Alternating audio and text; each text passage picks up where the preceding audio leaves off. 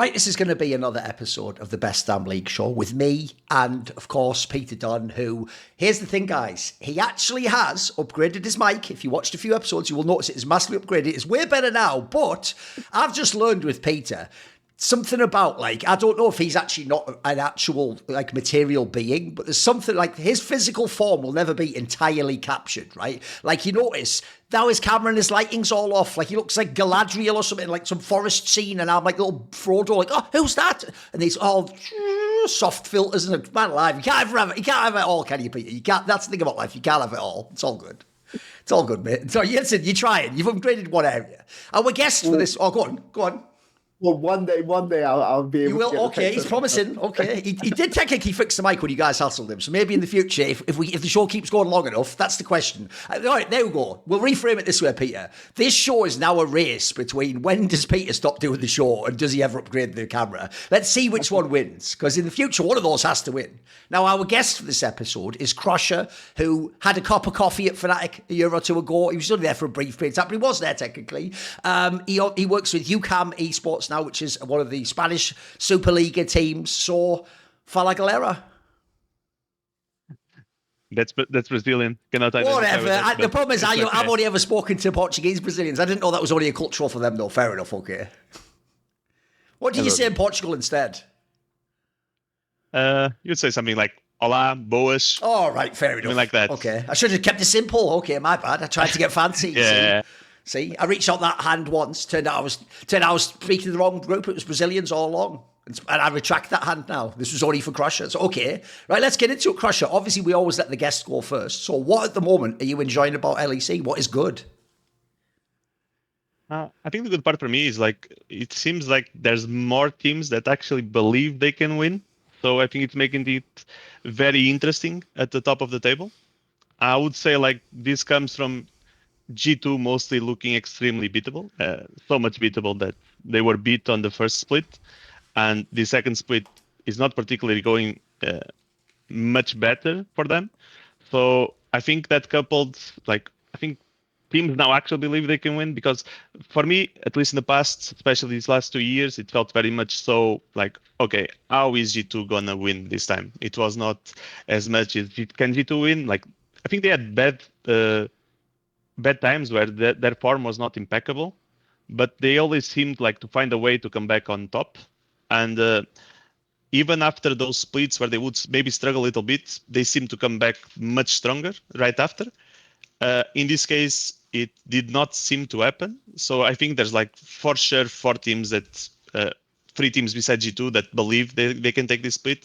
I would say, like, Koi, Fnatic, K-Corp are, like, the obvious contenders. So I think it makes, like, for a cool power dynamic at the top of the LEC.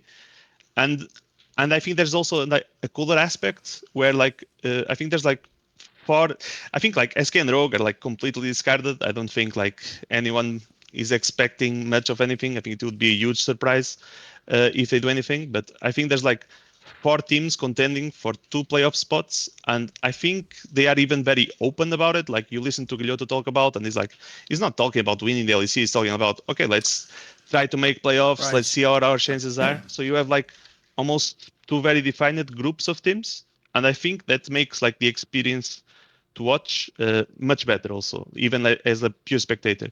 It feels almost like kind of like Formula 1. I don't know how much people follow it around, but, like, there's some teams contending for the title, then you have the midfield, and they're contending for the 4th, 5th place. So I think it's, like, pretty interesting dynamic.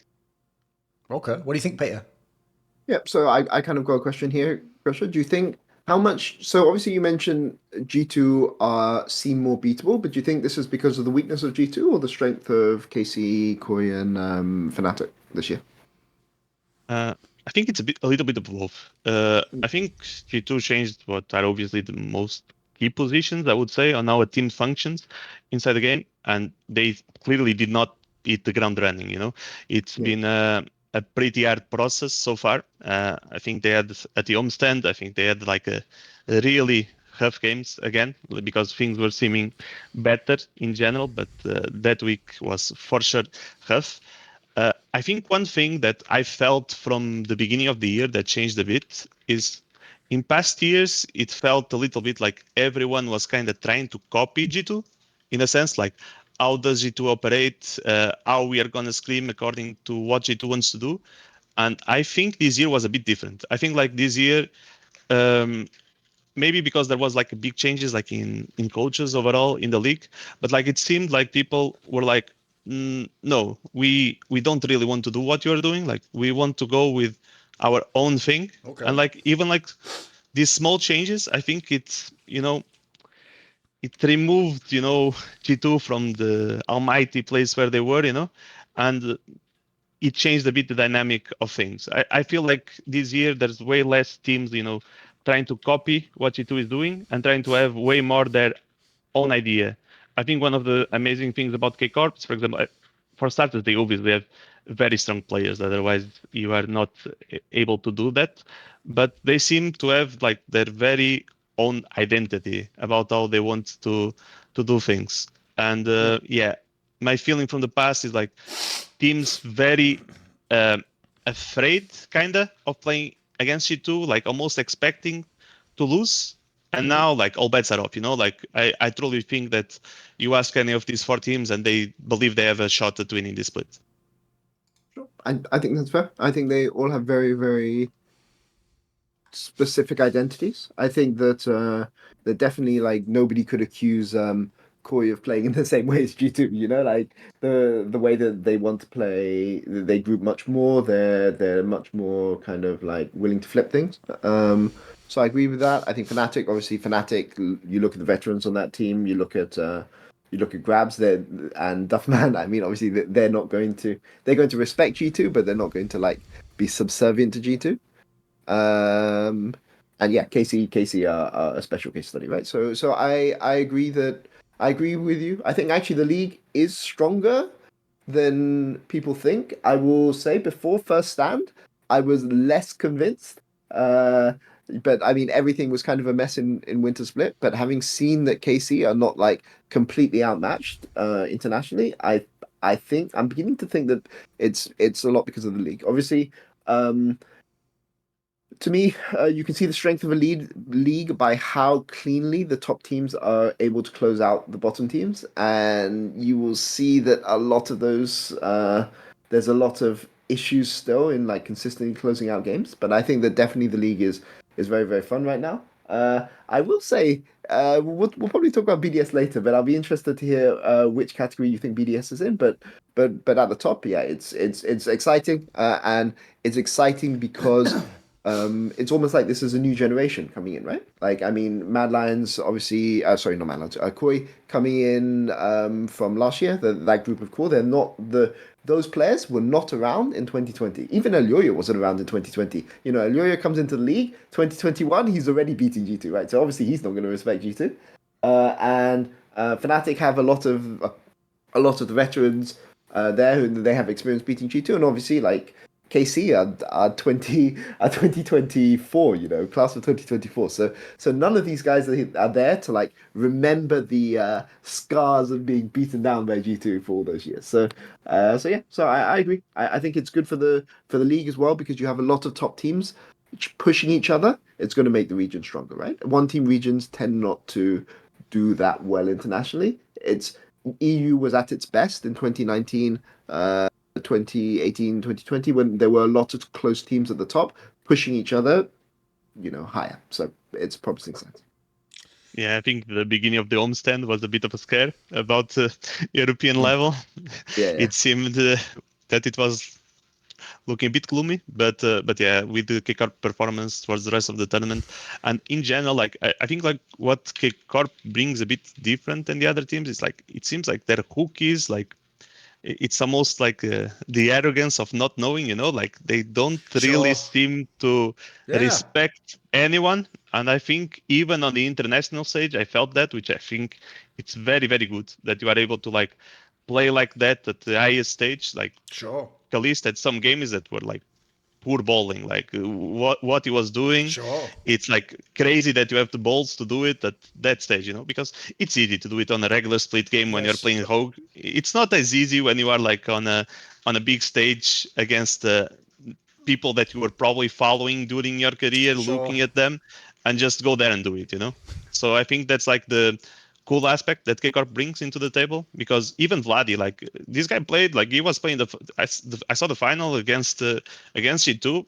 He did not care that he was playing against Caps. Like he just did not care. Yes. And I think that's extremely cool to see. I like the way he mentioned that there, where he went like, oh, maybe the homestand. It's like, that's what GX beating G2 on LAN does to a motherfucker. Like, it just made him re-question the whole, are we even good as a region? Like, that's like the first reaction, okay. But then I know what you mean about the calming comp. It's actually like a shrewder, like subtler point there, which is, this is like a weird thing. I'm going to make what will sound like a weird tangent, but it'll come loop back, don't worry. Which is, this is actually why I've always told people, where when there's players, I think, it's why I'm saying I think, they're just really talented players, but they just haven't won the championship. So the examples would be like, Forgiven, Upset. I often tell people, I actually think one of the problems these players sometimes had is that they had really tortured early years in the first teams they were in that were like flawed teams, or you have like a bad team or bad team environment. And one of the things is, I think that like sets a terrible precedent for how they develop and evolve as a player. Whereas the dream really is for every player, you want them to have more like the Caps, Reckless. You just come in the league and you already get on a really good team and you already get to express your skills and you already get the right people guiding you and helping you and the right veteran with it. And if you do it that way, which is what has happened to Vladdy and Kalist, that's where the sky's the limit. That's where you can just develop really early on. And like we're saying, hey, you don't even get like the mental scars of like, oh, I'm never able to beat that team, or this guy. You actually, like you say, I agree, by the way. Like the joke is, maybe in like the upper bracket final, Kalist had one moment where you had to realise, like, maybe I'm not actually the best player in the server every day. But actually, I agree with you. If you saw it that first stand, bro, when they're doing like those Draven fucking drafts, like this guy must think he actually is like fucking prime ruler or something, or like Uzi or something. Like he clearly, and by the way, why wouldn't he? All the games he's had so far suggest he might be. I actually agree. That's actually a good point. I do think that's part of why KC's got like an extra sort of thrill factor that the others don't. So I actually think it's a good point, because if you look at the big four you just listed there, and by the way, I also agree, it is kind of like what everyone wants in Formula One or league football, which is you want each of the three sections of the table to be its own little battle. That's what makes it cool. So like famously, that's why in the Premier League they wanted it to have so many teams for Champions League, so then even the team who's ninth is still competing for something, even though they could never be first in the league. I actually do agree that is generally, put it this way, as a good point, I agree. I actually think this is the best for like health of the league and viewership. I'm actually a bit weird where I actually have a tweak. I personally prefer it where there is one dominant team. It's just what sucked about the last 2 years is when you have one dominant team, you still need like something like the second, third or fourth team to be able to beat them. The real problem with G2 was just they never lost. That was what sucked. I mean, even that one time they lost to Mad Lions, no one really counts it. I mean, everyone even knows that lineup was like a dead lineup walking, like they just didn't give a fuck. So that never really counted. So unfortunately, I think that's what made the last 2 years could have been all right if like Fnatic had won one of those series, or BDS had ever won that lower bracket match ever in their entire lives. You know, that actually would have made the league interesting. What are you going to say, Peter? Come on. Yeah, I mean, like, I think the interesting thing, since we're talking about Kalist, people clown on Super a lot because when he was, I think, in his first split, he gave the interview where he said he was better than Death. Yep. But let me put it this way, right? Like, by the way, it's still one of the all-time banger quotes. It's mental. It's totally wrong, but I tell you what, hell of a fucking soundbite. I'll give him that. Of course.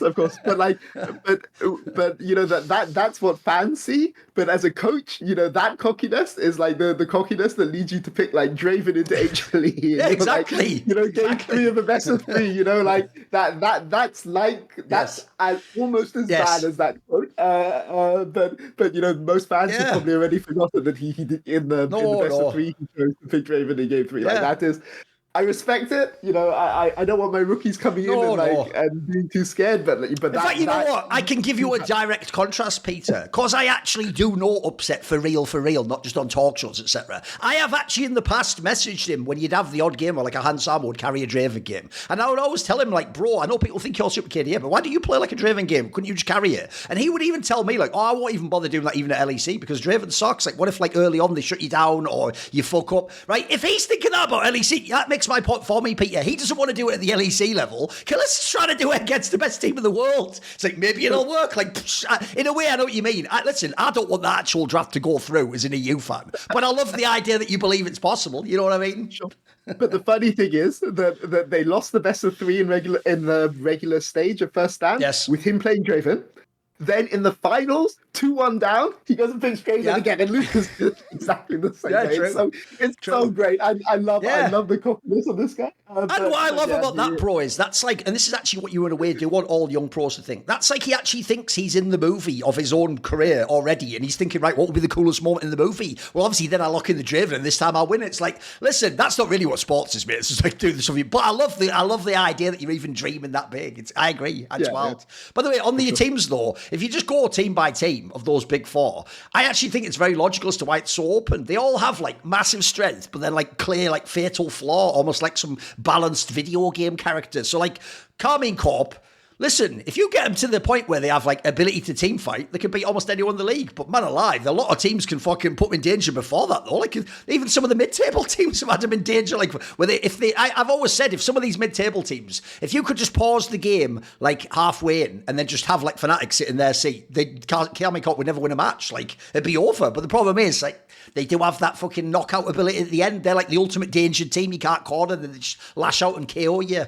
G2 has obviously like lost. By the way, this is what the reason this whole topic exists. G2 has not only lost like the invincible like psychological armor, they actually don't have the same magic in the server. If you watch now, like it's why I keep harping on the fact that like this is why you can't just one by one let all the generational talents go out the door and then put in like the next best player, because sometimes the difference between like Mickey X and whoever, like here's the problem, right? There were times last year I thought Alvaro was better than Mickey X. The difference is though, Alvaro has never done the genius things Mickey X has done yet in his career. He's just a very good player. And the problem is you need a certain amount of geniuses, I think, if you want to reference the camp. If you want to beat the Hanwha Lifes of the world, you don't just do that by having really good players. You've got to have people who are brilliant. You know, it's why in the past, even if I waited a bit too long, maybe, it's why I always went to bat for the Suazes of the world, etc. Because I just know, like, that's the sort of person who can get you that one game where you shouldn't, even if he's not the best player in that position right now. On the Fnatic side, I mean, theirs is obvious, isn't it? I mean, we'll get to it later because I know Peter's going to bring this up, but put it this way, that SK series is the perfect example of what is wrong with Fnatic, because everyone forgets that game too, when they basically had the game won and then just threw it away right at the end. The problem with Fnatic is obvious. They just don't have any breaks. I've always said Razork never met an angle he didn't like. He just goes in. He's like the fucking Lee Sin Q player. Like, oh, of course I'm pressing Q. Let's see what happens. My joke has always been, Peter, from way back in the day on Some of the Insight. The problem with all players, by the way, it's the same with Pyke if you play it.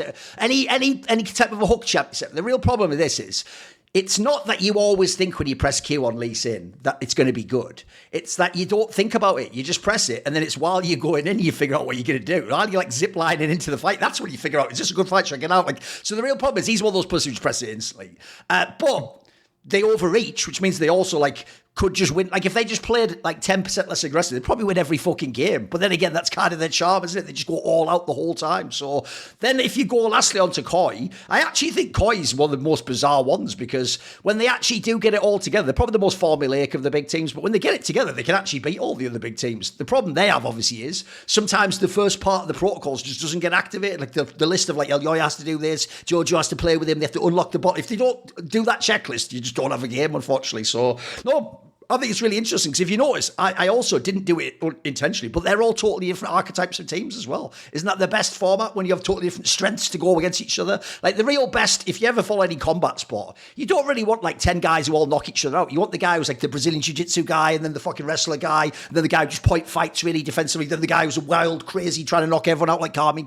You want a mix of it all, because then crucially, you never know what happens in the playoff. Like the bracket itself will be... By the way, that's when you'll know how exciting this split of LEC is. It's the moment they do the bracket draw, because any bracket draw is going to be exciting. They're all going to be in a different way, and it's going to immediately the imagination of what could happen and who will meet where. That's how you know this isn't last year's, where it was just like, right, who got the G2 side, or just Fnatic beat BDS. There were like two storylines every split last time. So okay. Oh, one last thing to say. If we want to talk a little bit more, is obviously you said the interesting question, Pete, which is why is this the case though? This is actually one thing I want to briefly throw back to you guys and see what you think of this. I actually don't at all blame G2 for the situation they're in, even though I actually think G2 directly created this situation. Because as I've said on past shows, Peter, they did essentially go, oh, hi, Carmine Corp, are you just coming in the league again with a new roster and you haven't quite made it work? Have this player, Yike, who's basically like a guaranteed to be top 3 junglers. Oh, thanks, cheers. Like, that fucking works like a motherfucker. That's way better than Closer. Then if you're Fnatic, you're like, you know what, it sucks, because they've got like, in fact, Fnatic was the team that was like, aside from maybe Razork, we we are sort of the team that has like the very good players, but not the generational talent. Oh, can we have Mickey X? Oh, cheers, I'll take him. Yeah, oh, you're taking Labrov. Yeah, sounds great. Yeah, like, mate, you've just given all your rivals all the fucking players. But here's why I don't blame them. Because they had run that roster for 2 years. So the real problem with this is, and this is actually the nightmare of where fans don't know what they want. Because every fan who laughs at G2 for not winning the split, weren't you the same guys at the end of last year who were like, you can't keep the same roster, you have to try and do better at Worlds. Well, if you want to do better at Worlds in the long term, you were going to have to do something with that roster. That means someone had to be kicked. And whoever was kicked, by the way, at that roster, there is almost no good answer. Even if, like, you take one of the ones I'm not as big a fan, like Broken Blade, that still makes some other team really good. What if he'd gone to Carmine Corp or something? You know, like, there's not really any good answer. So it's like, I'll give you a very brief fact.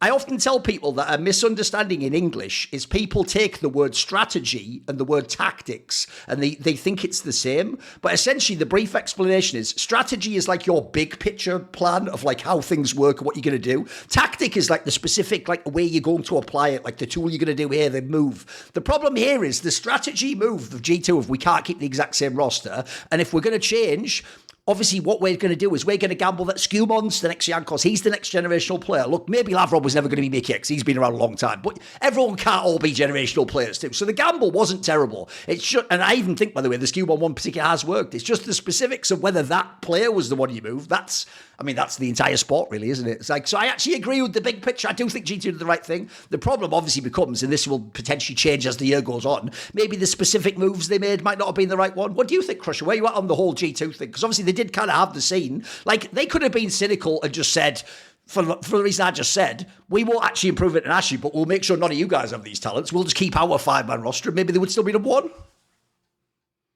Yeah, I think, like, if you want to be number one, you probably, I would even say, run it one more time. But I think it's like extremely hard to run. Like, when you have the goals that they had, which were very clearly not just domestic success. Yes. Running that roster for a third time, I think it's like really, really rough. I don't even think like, I think like the Labrov gamble probably not the best. I would say I think the Skumon gamble, I can see it way more. Looks good, right? Looks pretty good. I think Skumon is like a top jungler to be very, and it seems like he can develop. I think it's being like, I think people are not even realizing how good he is because G2 is not having the best performances. But for me, he had a shaky games on the homestand, but like in general, since the beginning of the year, I think he has been a top performing jungler. Like top 1, top 2. I think you can make the argument for that easily. That I think what changed in G2 is like they lost what you call like the moments of brilliance. It seems like they became more stable, but I think the ceiling went down by quite a bit. I do think like if you are serious about your commitment to trying to win internationally, I think this is probably the best way to do it, even if it sucks right now, because it's probably like doesn't feel great to see, you know, the players that you ended up kicking finding at least more temporary success in you. Yes. I think if there's a way to level up the region, is like probably this one. Like if you just do what was done in the past, where you ship your best talents to NA, or you keep people from being able to play because you just keep them on the bench. Sure, you're going to keep finding your domestic success, but then you are not really serious about what you say your goal is. Because at the end of the day, even like it's not looking great right now, but like if your goal is truly to win Worlds, I would say this is probably the best way to do it. You know, like, okay, we have great players. They go to other teams. Those teams are going to become better. We just have to be, we have to be better than them. And then if we are better than them, our actual goal will become closer, you know.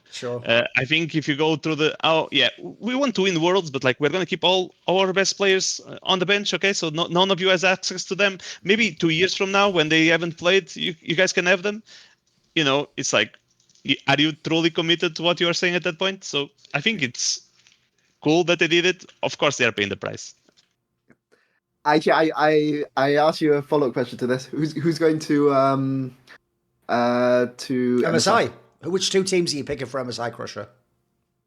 I would say K-Corp and Fnatic. They seem the strongest. I think I would argue like Fnatic even seems the strongest. The thing with Fnatic is like I'm almost waiting to see how they're gonna lose this time. You know, it's like they always seem to find the way to do it. You know, it's like some of those games are like you reach the point where you actively have to almost do nothing. Yeah. Doing nothing is a bad term in general, but like Sure. you guys understand what I'm saying. It's like the game is won. You know, like just relax a bit, end the game slowly. But no, they will play like when they are 10k ahead, like they are 10k behind. So it like does not do many good. My joke would be Fnatic is the only team that can always beat Fnatic. There's my joke for you. I know what you mean, by the way. It's not that you have to do nothing. Their problem is they're always doing too much, mate. You know what I mean? The problem is, though, this is why I can't totally blame them, though, mate. Even though it's funny to laugh when they do it stupidly, like against that SK game I referenced earlier, or against Koi, etc. The reason I can't totally blame them is, first of all, if they ever get even 1% better at that, they will just be completely dominant. Like, they'll just crush teams flat. Like, this style actually would make you completely destroy opponents. And if they ever do that, the real problem they have right now is they haven't yet, in the playoffs, shown this sort of dominance, so they haven't made people, like, fear them. Bro, they could actually be really intimidating if they pull this off. If they win this split doing this, I actually think the next split would be really different. Then people will be afraid to get smacked by Fnatic. But right now, you always feel like they're just going to give you the life raft right at the end. They're going to throw the life preserver in and maybe you can still win somehow, which is a bad sign. You don't want teams to feel like they can sort of get up off the floor, as it were. Yeah, it always feels like they're going to find a way to lose. Instead of the other team finding a way to win, they're going to like find the way to lose that. But I think when they are playing, like the level is obviously pretty high. Yes. Like I don't think you can debate that.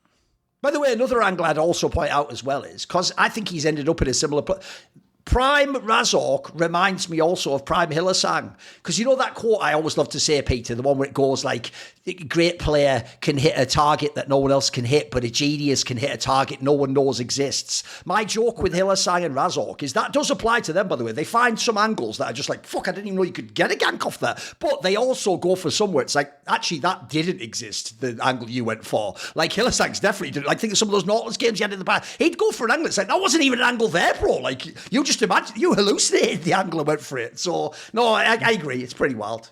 Pretty well. All right, Peter, if that is true, because by the way, I also take the same two teams, that is where what he just said there will also become relevant for G2. Is I'll tell you what, it's all well and good now when he comes second, when he could still win the split, when you know what, you can still say like that thing, I haven't even gone to an international tournament yet, let's see if this gamble's worked off. That gets really hard to say to yourself in the mirror as an affirmation if you actually have to sit and watch MSI on twitch.tv with the rest of us and you are watching Yike and Mickey X play there. That's when you start going, should I have done that move? But until that moment, though, let's see. To be fair, we don't know yet. Maybe they fuck around, make the finals, and they get the MSI anyway. It doesn't matter. Who knows? Yeah, I mean, for first stand, you can put aside as a fluke. You know, flukes happen. You know, they were still in the final. Yes.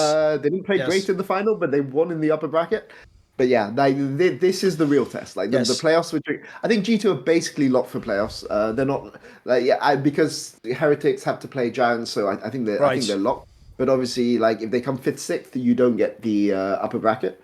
So I think yeah. Now we'll see. Now we'll see because I don't think that it would be acceptable for G2 the org or G2 fans for them not to be at MSI. And if you ask me, where do G2 rank in the league? I think that they're the 4th best team, right? But you would expect them to step it up in playoffs.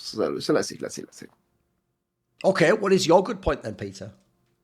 My good point is that we have a GX versus Heretics game, and I have been a huge Isma hater for the entire split, and I am hyped for this game because Isma Jun versus Stend and Shio actually sounds for the first time next week as like an actual banger, support jungle matchup, and I'm mega hyped for this. And I will say that people don't know this, may not know this about Crusher, but Sten's career was rescued by Crusher, and like I am the biggest Sten glazer ever. Like, but in 20... For people who don't know, in the last episode, Peter said Stend is a better rookie than Skumon, so he definitely is a fucking Stend glazer. Because Crusher, I think he's like underrated Skumon, so fucking okay, keep going. Go off, King. But I can't remember when it was. I think it was 2022, 2021? When he was... 23, I think, when he was in Giants, yeah. When he was on Giants. But basically, Giants are like one of the top teams in Spain. They had a really bad split where they came 7th, and this guy was like scapegoated, like the scapegoat. Oh wow, right. By fans, it basically looked like his career, and like he would even struggle to get into a top ERL team, and then Crusher took him. he's playing insane. He goes to Vitality, plays well on Vitality, and everyone knows the rest of the story, right? But there's a world where this guy, he goes from Giants to like a Italian team or something like this, and like he's never heard of again, right? So Crusher, if you're like a Sten fan, Crusher is the guy that rescued this guy, and I'll be honest, like Crusher in the ERLs is to me the support whisperer. He always gets the best out of supports whenever I've seen them. RIP Plasma Lemon. But what I would say is that Isma has stepped it up. Like something from that homestand. There's something in the water, in Madrid that he's been away for too long from Madrid, because he was playing well on Movistar Riders. This is resurrected him somehow. Okay, right. Yeah, the Water Lords or something. I'll say okay. Like it's in Space Jam. The monsters have taken his talent. Okay. He's suddenly got it back, or maybe he's drained somebody else. But he actually had a pretty crazy series in like the season decider against BDS. Yeah. And I'm a 113 hater, like you know this already, but like 113 wasn't even particularly bad in that series. Like it's just Isma and Jun were like feeling it, and that makes me really, really hyped, because if you ask, like everyone knows, Heretics defined by their support jungle. Like if Stend and Shio don't get it going, they find it really, really hard. They can still come back, but they find the game really hard.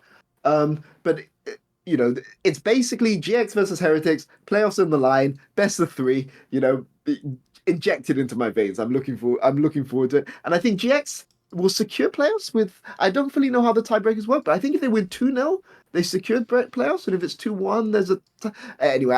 I don't know. But the point is that banger series, and who would have thought Isma? 2 weeks in a row. I wonder if he can make it three next week. But we'll see. Okay. I think that's also the cool part, like that we mentioned, like that we can be excited for a Giants Heretics game. Like I think the table and the teams being the way that they are, it makes for pretty cool matchups. I think like even the Giants versus BDS, it was a series that you wanted to watch. It's not like, oh, Giants is gonna play BDS. No one wants to see this, it was actually pretty interesting, because they were like, fighting for their lives. Giants loses their out, BDS loses their out. So I think it's making for some pretty interesting things in terms of the matchup. Yeah, I think it's a cool one. I'm happy that Stand found his groove on LEC also. Definitely gonna be something to show. What do you give us some more thoughts about Stent though? Like, obviously, if you had him all those years ago, what have you thought about his development this year? I mean, this split especially seems like it's coming on strong, right? I think, I would say a bit of problems structuring his game, if it makes sense. I think like it didn't really. At least, obviously, I coached him 2 years ago already. Time passed, but like when I was coaching him, it seemed like he didn't really have an idea about what he wanted the game to look like. I would say he would have like these cool things that I think he still does, where it's like he comes up with these cool ideas, or he sees these nice angles that a lot of people don't see. I'm a bit of a sucker for those types of players that like normally, even if they're like. How can I say this? Normal level, maybe it's a bit below.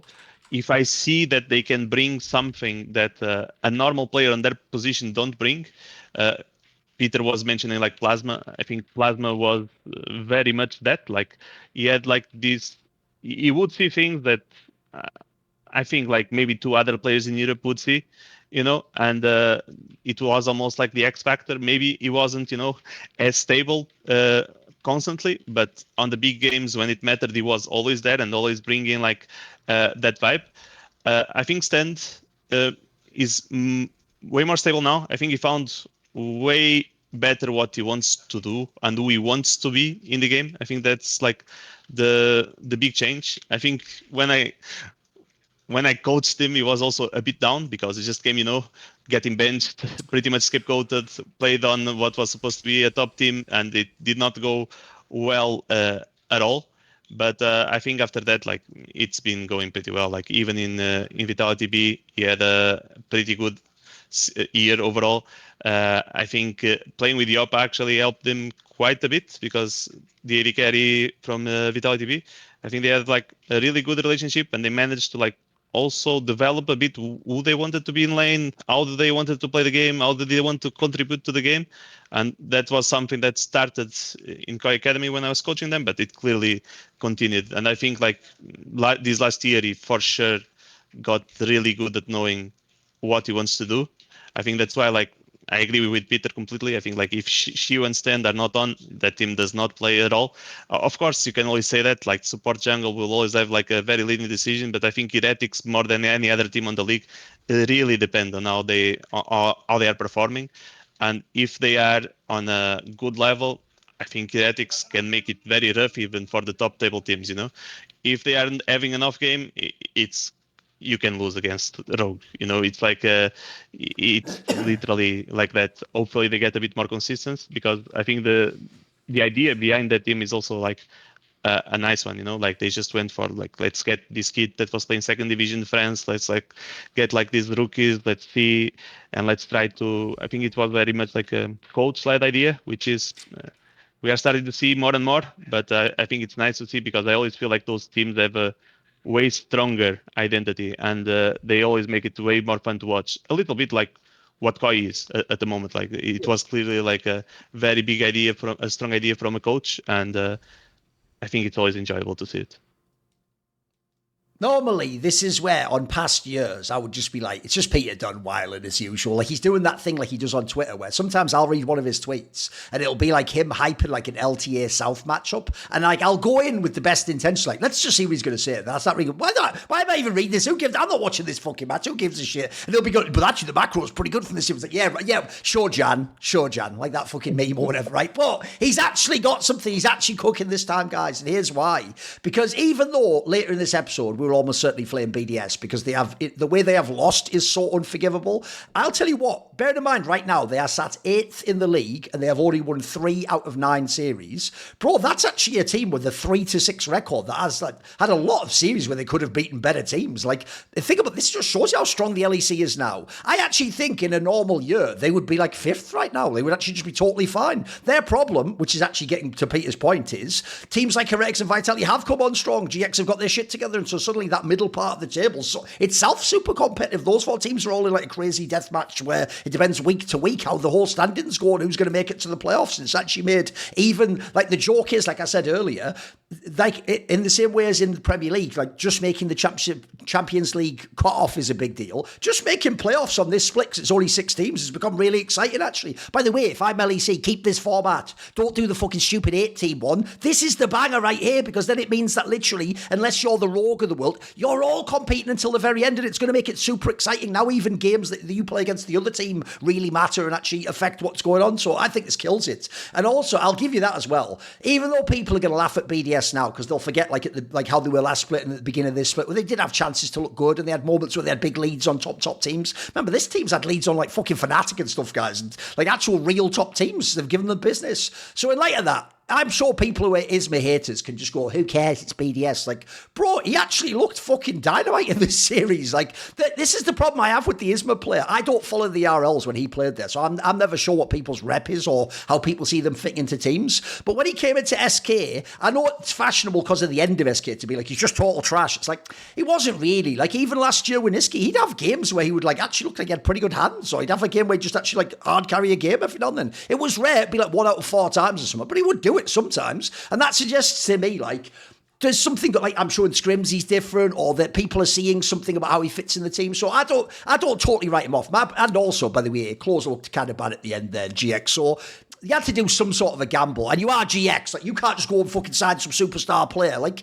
you're always going to be picking like a flawed player or an inexperienced player. So I didn't necessarily totally hate the gamble. By the way, spoiler, GX still isn't that good. But I also think as well, Peter's not even actually glazing when it comes to the matchup. Like, if you actually want to even lay out, like, these are the players to watch, bro, unironically, actually the fucking, Heretics jungle support is actually one of the best in the league. They're probably top half of the league. They're actually pretty legit. And then also, if you look at the GX side, mate, Jackie's and Jun probably should be on a top 4 team. Like, those players can fucking pop off. Jackie's especially. When he actually has his game on the right champion, they set him up the right way. This is the guy who dropped like a 15-kill game on someone if he wanted. Like, he's a fucking skilled, talented player. So, no, I'm actually with you. Believe it or not, I actually would enjoy watching that game. There's no fraudulence with Peter's point there. It's a legit point. It's a legit point, and it will determine potentially, who goes in the playoffs, etc., and how it all goes. I mean, who would have thought TH versus GX, banging game of week 9 of LEC? And I will say, because you kept mentioning them, I did go back a few weeks back, like I said, and watch a bunch of the Heretics games. And bro, you actually aren't lying. Their real problem, like I said earlier, because I'm thinking of the one where they played Carmi Corp, that's the one that'll never be out of my brain. If they basically just had slightly better players, they would definitely have won that series. Like, I would have bet my life on it. Like, it was crazy the position they were in. The problem they had was then Carmi Corp just like fucking activated their power spike like a Dragon Ball Z villain and then just emerged from the smoke and just won anywhere. And they turned out the problem in this analogy was they weren't Vegeta or Goku, they were fucking Krillin. So why am I doing? Sad thing is, I think I'm like down with the kids when I reference Dragon Ball Z. That was like from the fucking 90s or something. Like, no, half of you probably didn't watch that. So whatever. Let's move on. Right. I will make my good point. Get ready. Everyone, silence. I want hushed.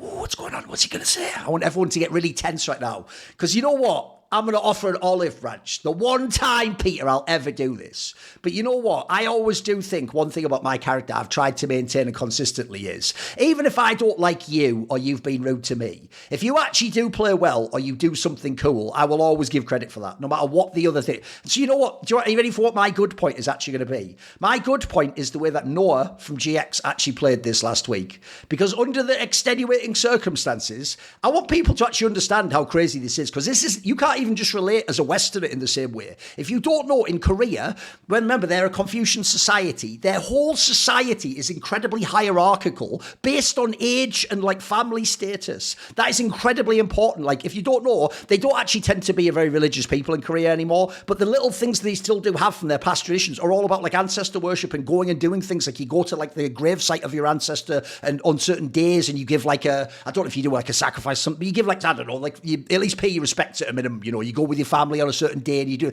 And so actually, if you don't know, it's incredibly, incredibly important that you show respect to your ancestors and to your family in Korea. And so it is actually, if people don't understand, this isn't just like a Western player be like, oh, I've just got a really bad call, like my granddad's died, like I'm feeling a bit down. In this scenario, I actually think for real, I wouldn't blame Noah at all if he'd have literally said, right, I can't play these games. Sorry, I have to literally, my granddad's ill, I have to go now to Korea. I've got to see him one last time. Like, I've been away for all these years playing a Fnatic and all these Western teams. I have to go now. I'm sorry, I know the split's on the line. Like, I would totally respect that move if he did it, by the way. And I also imagine, by the way, that's part of, it's not just the fact that his granddad's passed away. I'd imagine it's this fact that he feels like at the end he didn't get to go and show his respect, so he had to stay and play video games. I can understand why that would torture this guy. But I'll tell you what, under the circumstances, look how fucking well he played in the match. Now, I will say there is a type of player, I've heard this happen in sports many times, where sometimes the fact that you can sort of go in the game can distract you, and it can sort of like, that can be the thing that gets it off your mind. You just focus on winning the game. But at the same time, if he'd have gone in the game, and by the way, GX is like right on the ropes and not making playoffs. If he'd have gone in the game and just had an average game and not played that well and they'd lost, I actually think, by the way, they'd even not get flamed as hard because we all know this circumstance exists. So I actually think, you know what, I actually think it's fairly heroic that he not only played, but played really well. Like, this actually was, in this game, unironically, the Noah that made people, when he was in Fnatic, get really hyped and think he's actually going to be like a top player and they could like beat G2, etc. People forget that now because he got flamed and he had such a bad end to his Fnatic time. He was one of the reasons people thought they could actually beat G2. For real. Like, that wasn't just a fucking meme. I know it sounds not so great at the end of the year, but earlier on, that was actually a real factor people thought could give them a chance. So I actually think if you take all factors into consideration, that's my good point. The way Noah played this week, respect to him. Salute. There you go. What do you think? I think even on when they played in Spain. True, there as well, yeah. The thing about Noah was always the thing, like, it seemed like he would choke very hard on like the very important moments. Yes. And I think if there's a place to choke, it's probably there, you know. It's like they were playing against better teams. They are playing against Koi on Koi Stadium. Yeah, exactly. I can tell you, it's not easy, you know. Like, you're gonna have like 8K.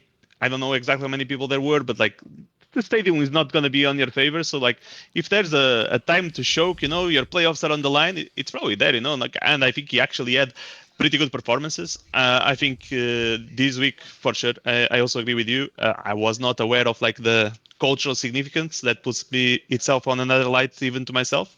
So with that into account, yeah, I think like not only because I don't even think he had an average performance. He had like a pretty strong performance. And once again, uh, putting even Noah itself in perspective, even without this tiny bit, it's like once again, like everything is on the line.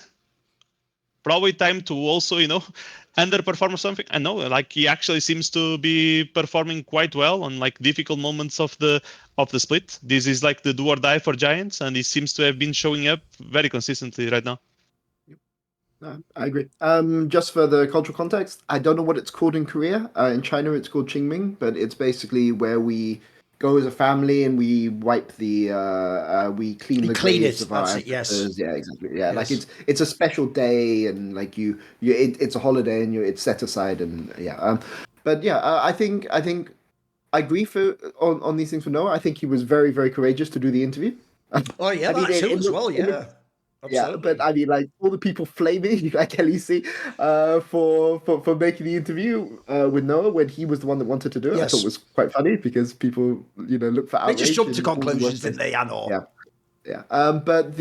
But the thing for Noah, I think, is it kind of recontextualizes a lot of his performances this split. True. None If of you're us knew like, this was going on. By the way, apparently he'd been sick for a while, yeah, right? yeah, and it makes a lot more sense why he's been so inconsistent because on this show I myself Absolutely. flamed him for his Yeah. inconsistency, right? And like this kind of frames it it kind of makes a lot more sense why what's happened to his performance. It's not like he's been garbage, it's just he's been really inconsistent and looking out of it sometimes, out like focus elsewhere, and so yeah, I think he's performed well. What does it mean for GX? At the start of the year, people had GX very very high. I Yeah. think I think more most people people would had said GX. fifth, right? Fourth or fifth, maybe. Or fourth, yeah. Like I mean, I think BDS, GX, and KC were all pretty close. And people had some people had Giants fourth, third even. So yeah. So last bit was disappointing, but if he's if obviously the first week it doesn't get easier, right? Like loss is not easy to deal Sure. with. But I mean, it gets you. Yeah, it's complicated, but yeah, let's see how he is in playoffs. And yeah, I mean, GX need him to step up because I'll be honest, like Jackie's is great, but Jackie's is not. If Jackie's is forced to be the consistent player on the team, you lose like Right. 60%, 70% of what Sure. makes Jackie's great, right? You need You like want him to be the wild stable card, right? framework. Yeah. Yeah, exactly. You need stable framework Yes. around him, Agreed. and you can't ask that from Lot, right? Yes. So it has to be from the bot lane, and it has to be from the jungler, and like yeah, if they can get him being that Sure. rock, and that's what we saw from Madrid. He was literally the guy who was like, calm down, like giving the speech before the game, which is weird for like a Korean. How many Koreans do you know Oh, that very are giving the rare. speech Yeah, before the yeah. game? It's like impact in the West. Sorry, no, Yes. not in Korea, but it's like impact, and that's it, right? Like, and Noah was doing it, and that is that he's the veteran, so he should be doing it. But like that is worthy of respect. So yeah. So I mean, his performance has been good. Handling the out of game circumstances has been good. Makes me more excited for Excel. Makes me a bit scared for obviously like I have a soft spot for Heretics because I want those guys to do well, but I'm freaking scared for them for next week. Like, oh dear, it's a difficult one. It's a really difficult one for next week for Heretics. Well, first of all, that's going to be a world first for this show. 2 of the fucking good points were related to GX. What? So already that's like, we know we're in fucking the Twilight Zone. But now let's actually go to the bad section. So, Crusher, what is bad in the LEC at the moment? I mean, part of the bad points, I want to touch a bit in Irrelevant's performance in general, because if you put it especially in context, I think it has been pretty underwhelming, because if you go like to the beginning of the year, this was the guy that was like, I think last year he had an incredible year. Like it definitely seemed like one of the top performers. You see this change in BDS and you think, oh, okay, now they are probably going to be legit, because Adam would also have like his very high highs but extremely low lows, and these guys just seem like consistent performance, very strong laner, bringing, a good light to that SK lineup. And my point, I will even make it a bit more, specific, just about this last week itself. It's like, I look at how BDS has been drafting, etc., and sure, they seem to be like trying to simplify maybe the game a bit. It has probably like been rough in general, this split, but like I think at some point, you need to take the game a bit into your own hands. And I think like when you are in an elimination game, which they were against Giants after losing that first series, and the beginning of your draft is like Sejuani Azir, you see Jax on the other side, and you go for the Shen matchup. I mean, sure, you can always have a plan in the world, but like you have to take like the skill matchup. You have to take like, I'm gonna, Right. carry this game. You have to like take on the responsibility that I'm much better than this rookie that just entered the scene. Like, this is an elimination game. I have to take the game into my own hands. I think you even had the setup to do it, and sure, maybe your performance have not been like the greatest recently, because I think, for example, the game against Fnatic was extremely rough, especially that Rumble game. But at some point, like, I think it missed a bit of a step up. I think he is hiding himself instead of like trying to take responsibility. I think that's one of the problems with this BDS, because it's clearly missing a carry. It's not enough to like just have ice and nuke in some games. Like, you need more. And like, I'm always a believer that simplifying this a bit, it's like both games is like, yes, counter pick on one of the games is way more set up to actually accomplish something. You cannot shy away from those moments. Like, if you are truly like a great player, if we signed you because of your ability to perform, these are the moments where you have to show your value. And for me, I think it's kind of disappointing, because I do think he's a great player, but he's been completely like a shell of himself. And it's almost like becoming the the Armut meme, which is like, which champion is gonna play? Is he gonna play Gentleman Gnard? Is he gonna play Slow Gnard? Yeah, exactly. Because it seems like almost like the only champion that is actually showing something, but even then, at way lower level than it was supposed to be. I mean, for me, like look in a no salary cap world, I don't care how much players get paid. If you can get the bag, if you can be Larssen, you can get paid like the gigabucks, take the bag, right? Now, on SK aren't an org that pay like huge amounts of money, and on SK, this guy was like a top 3 paid top laner in the league, right? From SK Gaming, who don't splash out. I do not believe he got a salary cut to go to BDS. Okay, and he was already like one of the highest paid top laners in the league, right?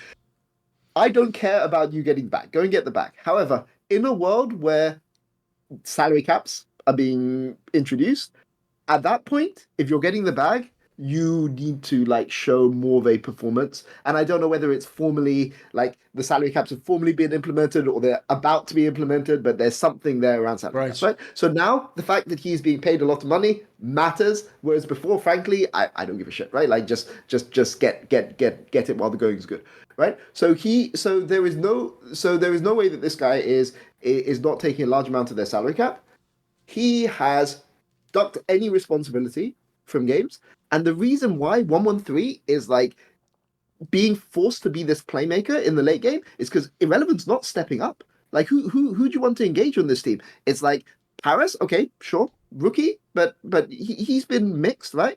113 whose understanding of spacing and risk management is not the best, right? So who on this team should be the one who has this primary responsibility? It should be your top laner. It should be your top laner who's taking control of the game. And the Shen, I didn't find the Shen versus Jax game so egregious. I found the Gnar game egregious. They're playing Nocturne Orianna and they're literally walking down mid as 5 constantly in that game when the Gnar is in a position that he can split. He can actually split push in that game. They split the map. Even if they collapse on you, Nocturne Orianna can do something on the rest of the team. Enemy team does nothing. then you can use the Nocturne Orianna on side lane. You can go and make picks. He's just not hitting the towers. He's not doing anything in the side lane. He's not pushing waves. He's pushing waves deep, but he's not playing to his limit. And they're just team fighting all the time, right? With the Nocturne Orianna Narcomp, which you can team fight with. It's not like you can't team fight with. But the key on the Nocturne Orianna comp is not the Nocturne Orianna. It's the side laner trying to split the map so that you can make picks on them, right? When the enemy team is split. And he wasn't doing that. And that's not like, this is not the Irrelevant that like has been there on previous years. It's not the Irrelevant on Misfits, with VTO. He was the guy who was like drawing pressure so the VTO could have time to farm up. On SK, he was the guy who was getting a lot of pressure from Niski and Isma coming to his side lanes, and he was benefiting from that. I mean, I think it made him look good. But on BDS, you have, we talked about coach accountability, we've talked about management accountability, we talked about culture on this show. Like, sometimes it just has to be player accountability, and it is not acceptable for this guy to be the worst top laner in the league. In a league that has like Lot, Knack, and Carlson, who are rookies, right, coming in. It's just not acceptable, right? And I mean, even Adam is for sure playing better than Irrelevant this split. And I don't know what's going on. Obviously people say all kinds of things behind the scenes, and you never know truth from fiction. But like, yeah, I mean, this guy needs to step up. And I mean, maybe he doesn't. Maybe he just got his final contract, 2-year, 3-year contract, and he's happy. But like, this is. I want to see BDS succeed, and frankly, it's not even on 113. Like it's a bit on 113, but it's not. It should be the veteran. It should be the high-paid veterans who are stepping up. And Nuke is Nuke, right? But like Irrelevant is not irrelevant, if that makes sense. I mean, he is irrelevant. You know what I mean? Anyway, sure. Yeah, for me, even like the Gen game is not like even the game itself. It's like more. How can I say this? Almost a symbolism, because. It's almost your time to, I'm here, I'm going to do this. It's what I'm pretty much getting paid for, like that kind of sentiment. And I felt like it completely shied away from it. I think, yeah, other games have been a bit more egregious, but I think they also have been more egregious because the responsibility of carrying was directed with the champion that is almost playing. When on the Shen game, you're pretty much, a passenger. You're going to depend a lot on what the rest of your team is doing more than what you are creating.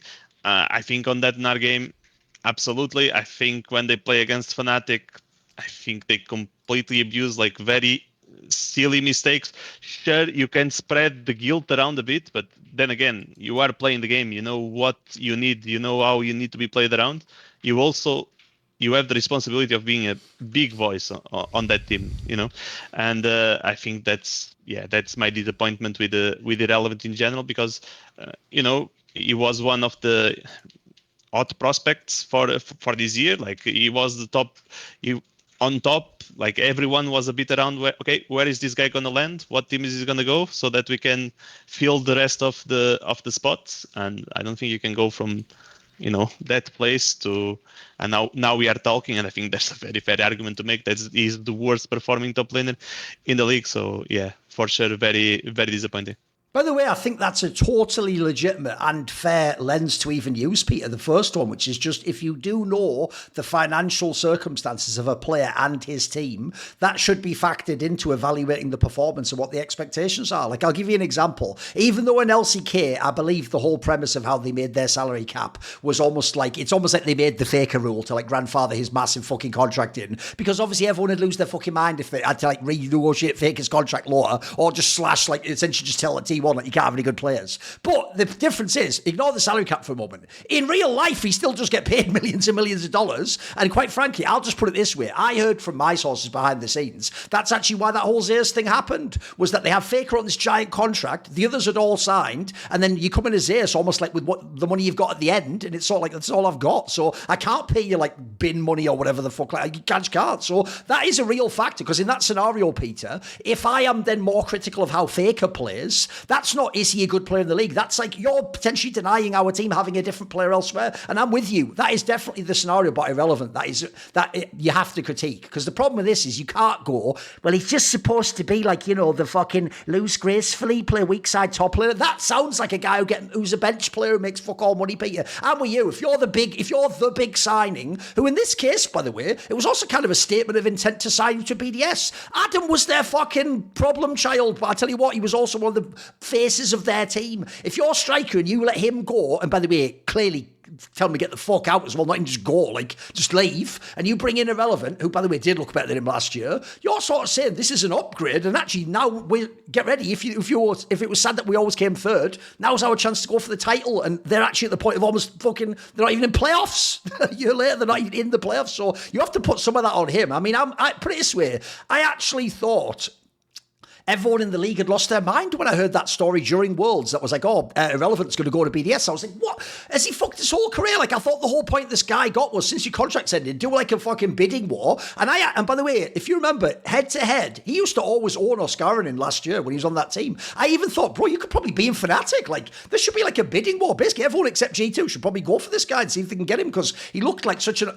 Here's the other thing. You have to think of years past. Bro, every year in the LEC, he improved. When he came in Misfits, he literally came in and it looked like they told him, just play this tag, Vethiol's got, like you said, Peter. In SK, they started to open the game up. He could play as Jax. You could see the fucking games where they were actually giving picks in the game. Like, he actually became like a true star in the LEC. So I thought, right, he's already going up. His stock's going up. And that means the team he goes to is going to be way better. They actually are worse than the fucking Adam BDS, I've got to say. It actually hasn't worked at all. It's so sad because on paper, like, the signing of this guy was tricky, because on the one hand, he was never going to be like, he's not like the fucking Shy from 2018 or whatever. He was never going to 1v9 the game, but you were actually trying to sign him to fix the rest of the team. Your logic was, he's actually going to do everything Adam doesn't do. He's going to be the guy who, like you say, can like responsibly side lane. Adam has never met the word responsible in his entire life. He's never responsibly side lane, weak side.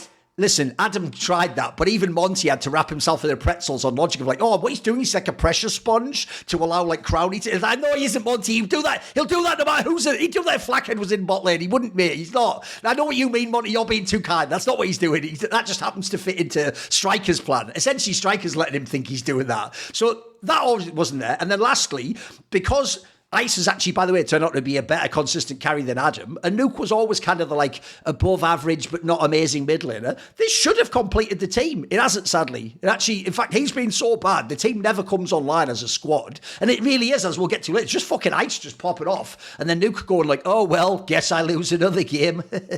I mean, he loses half his game to the shopkeeper, but never mind. That's neither here nor there. So to bring it back, here's the point I want to make, though, which goes like this. And this actually does suck, by the way, is I agree with you, Crusher. That means that they're always in the scenario where they don't actually have enough people to carry the game. Because like I said, if you go earlier this split, they have a bunch of times where they're in position to win big series. Like last year, even in the playoffs, they could have eliminated Fnatic straight up. That was real. The problem they have is this, though. Ice, like... on paper carries, but I've pointed this out many, many times. I don't think you can be a player like Ice, a solo Korean, who, as far as I know, isn't like a super vocal person. I think it's really hard to have an ADC who essentially is silent. It could just, and does loads of damage, but is just silent. Like, there's a reason why people want the Hans Armors and the Jackalofs to sort of tell you what they want so they can carry the game. That's how ADC carries in the modern day. And then Nuka's just, look, he's not beating the allegations, boys. You might not have liked it because I was rude about it, but I was right. He was an overrated mid laner. Like, his real problem with this is, like, every other mid laner was closer to fucking Nuke than Nuke ever was to Caps. If you get that analogy, you'll understand my problem with Nuke. Which doesn't to say that Nuke sucks because he's just not Caps, but here's the difference. I might not like Humanoid, but I'll take Humanoid over Nuke. Like, at least Humanoid has a chance to beat the top players. Nuke's always just going to be the guy where it's like, well, I did a good job. There's a 7.5 out of 10. It's like, yeah, to beat these guys, you need a 9 out of 10. So I'm with you. The problem is, if you're going to have Nuke, you basically need your top lane to be amazing. That's why the actual joke of it all is Peter's fucking reviled 113. Mate, he's one of the only who actually has a chance to win them a bloody game. Like, he actually has to go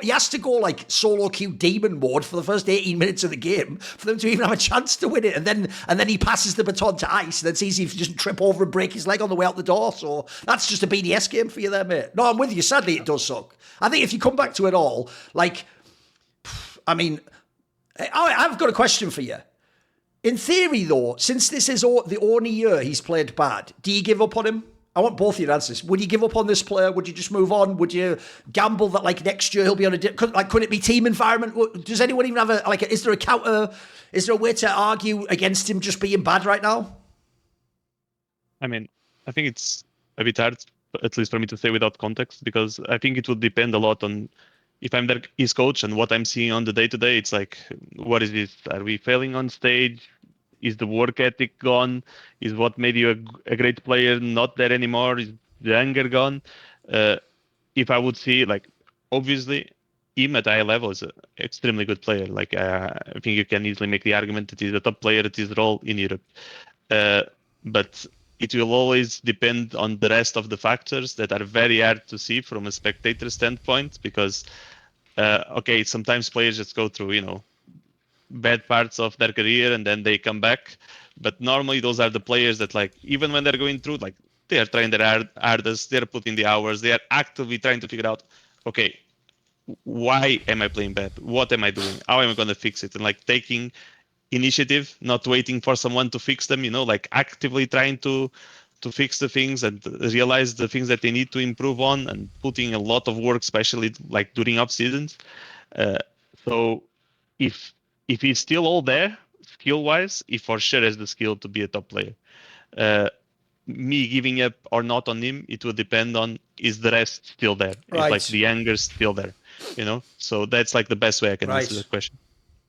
Yeah, I mean, watch his solo queue in the off season. Like, if you will know if a player is like coasting or no, not giving up, but like coasting based on how highly they are in solo queue. And if you've had two splits like this, you need to be top 50.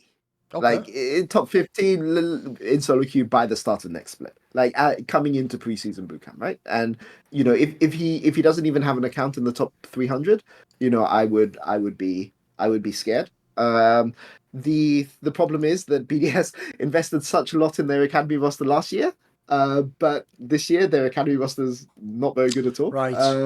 In LFL, so they can't really make a change there. What I would say for BDS is, like sometimes it can be team environment issues, it can be other things. The other thing that's kind of scary is 4 results go in their favor and they win the tiebreaker and this team still makes playoffs. Yeah. And I love chaos of that kind of thing. Like I love the fact that BDS could you become evil now. You're not a coach. You just want all the horrible storylines to play out. Okay.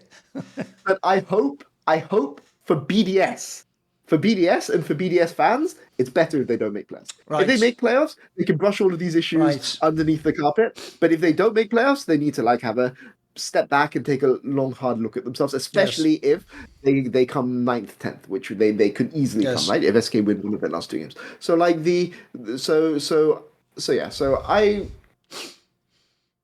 mean, it's difficult, but half a year isn't enough. But obviously, in these kind of situations, watch their solo queue. Their solo queue will tell you. It's not even about how valuable solo queue is. It's about showing your teammates and your fans and your org that you give a shit. And you can measure solo queue. You can't measure VODs.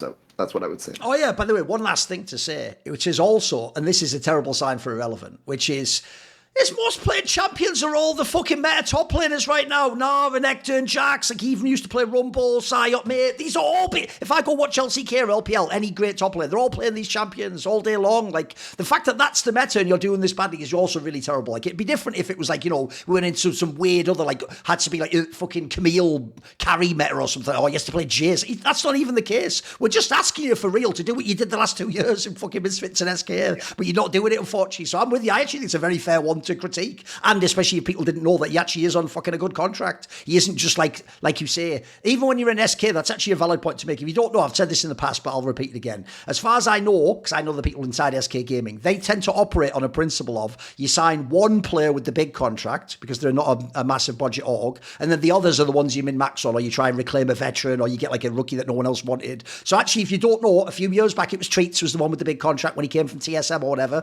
This time it was Irrelevant. I assume Niski probably had a half-decent contract too. So that it's not like just because he was an SK, like, oh, look, he's like a plucky under. He was getting paid. That was like a pretty legit spot, but he was delivering at the time.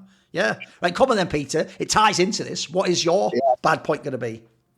we talked about BDS in quite a lot of detail, and I was my original point was about get ICE a team, but actually I'm going to shift my negative points. It's still on BDS, but this is like this BDS is a good example, I think, of a team which I think is GM'd reasonably well, but is like they're going to get blamed for it, right? Like who is going to get blamed at the end of the year, like for this? Striker probably. It's going to be BDS because they got the BDS GM. I don't even know who the GM is on BDS, but you know whoever builds the roster Sure. on BDS because they got rid of a popular player in Adam. They and people will say, oh, you know, they allowed people to slip through their fingers and things like this. But sometimes, you know, maybe they backed on Skumon and then they didn't end up getting him. But just going back to the Irrelevant thing, you would expect Irrelevant to play well. You found Ice, who is actually genuinely a gem. Like I say this, I say this like a lot, but he's not causing any trouble. He doesn't seem to be like miserable in the comms or like when he's on stage. He's just consistent. He's still playing well. Like even in those series last weekend with the games on the line, he was the one who actually looked like you could trust him to carry versus anyone else, right? And you know, get this guy a team. But I mean, firstly, get this guy a team. But secondly, like the fact that all of their decisions make logical sense, right? It's not like if you saw this roster at the start of the year and you said this is an 8th place roster, like you're talking out your ass, right? Like it's not like this is a roster which is well GM, right? Like it is well built, but because of the performance of individual players, it looks like garbage, right? And that is Yes. and that is difficult. But yeah, my negative point is Ice is playing really really well. Get him a team. And I mean, I think we've covered BDS, a lot of the other stuff in BDS in detail. So let's just go with Ice. Okay, Crusher, what do you think of BDS? I agree with Peter in the sense that like the team seemed well built. Like my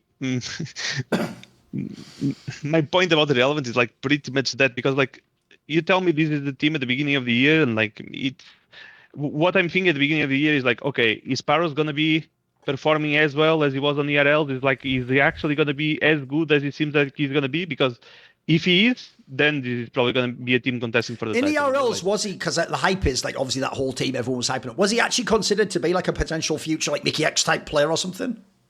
Yeah. yeah, for sure. Right. I think like from that team, both him and Skewmont were like clearly the strong points for me. But then again, it's not like they were particularly a weak team all around. True. It's like I would say like probably the weakest link of that team was like Kedui, which still fine, you know. It's not like he was a bad player whatsoever. But like Paros and Skewmont for sure were like the leading forces of that team. That's what made them play like at a very high level, like a really rough team to compete against. And if Paros continued the upwards tendency that it seemed to be, and if he adapted well to LEC, because that's also something that you have to take into consideration. Like maybe you just don't have a good first split. I still remember like Oscar, that was someone that I coached on Fnatic, and that I always thought that he was like extremely good, and he always had like the skill to be one of the best top laners in Europe. You see his first week, and it's atrocious. Like he literally ran it down 3 games in a row. People wanted his head immediately, and I think now you can see that he's like a pretty good player. Like and Paros, for me, that was the what if of this BDS team. I can understand, like in general, why Peter's opinion on 1-on-3 is not the best, because it would make like. To be fair, it's also what's making this BDS team not be so bad also at the same time, because I think what 1-on-3 brings is like a lot of volatility. And when you are like a very strong team, you don't particularly want to add the amount of volatility that he adds into the games. But when you are a team that is struggling, it comes very much in end. And this is why like 1-on-3, I think it's being one of the best performing players on BDS. Like he's actually putting them in positions where they could win games. In theory, it could have been the weak link of this BDS team, but because like this type of players, they are amazing to have like on a middle table team, bottom table team, because they are the players that can really upset, you know.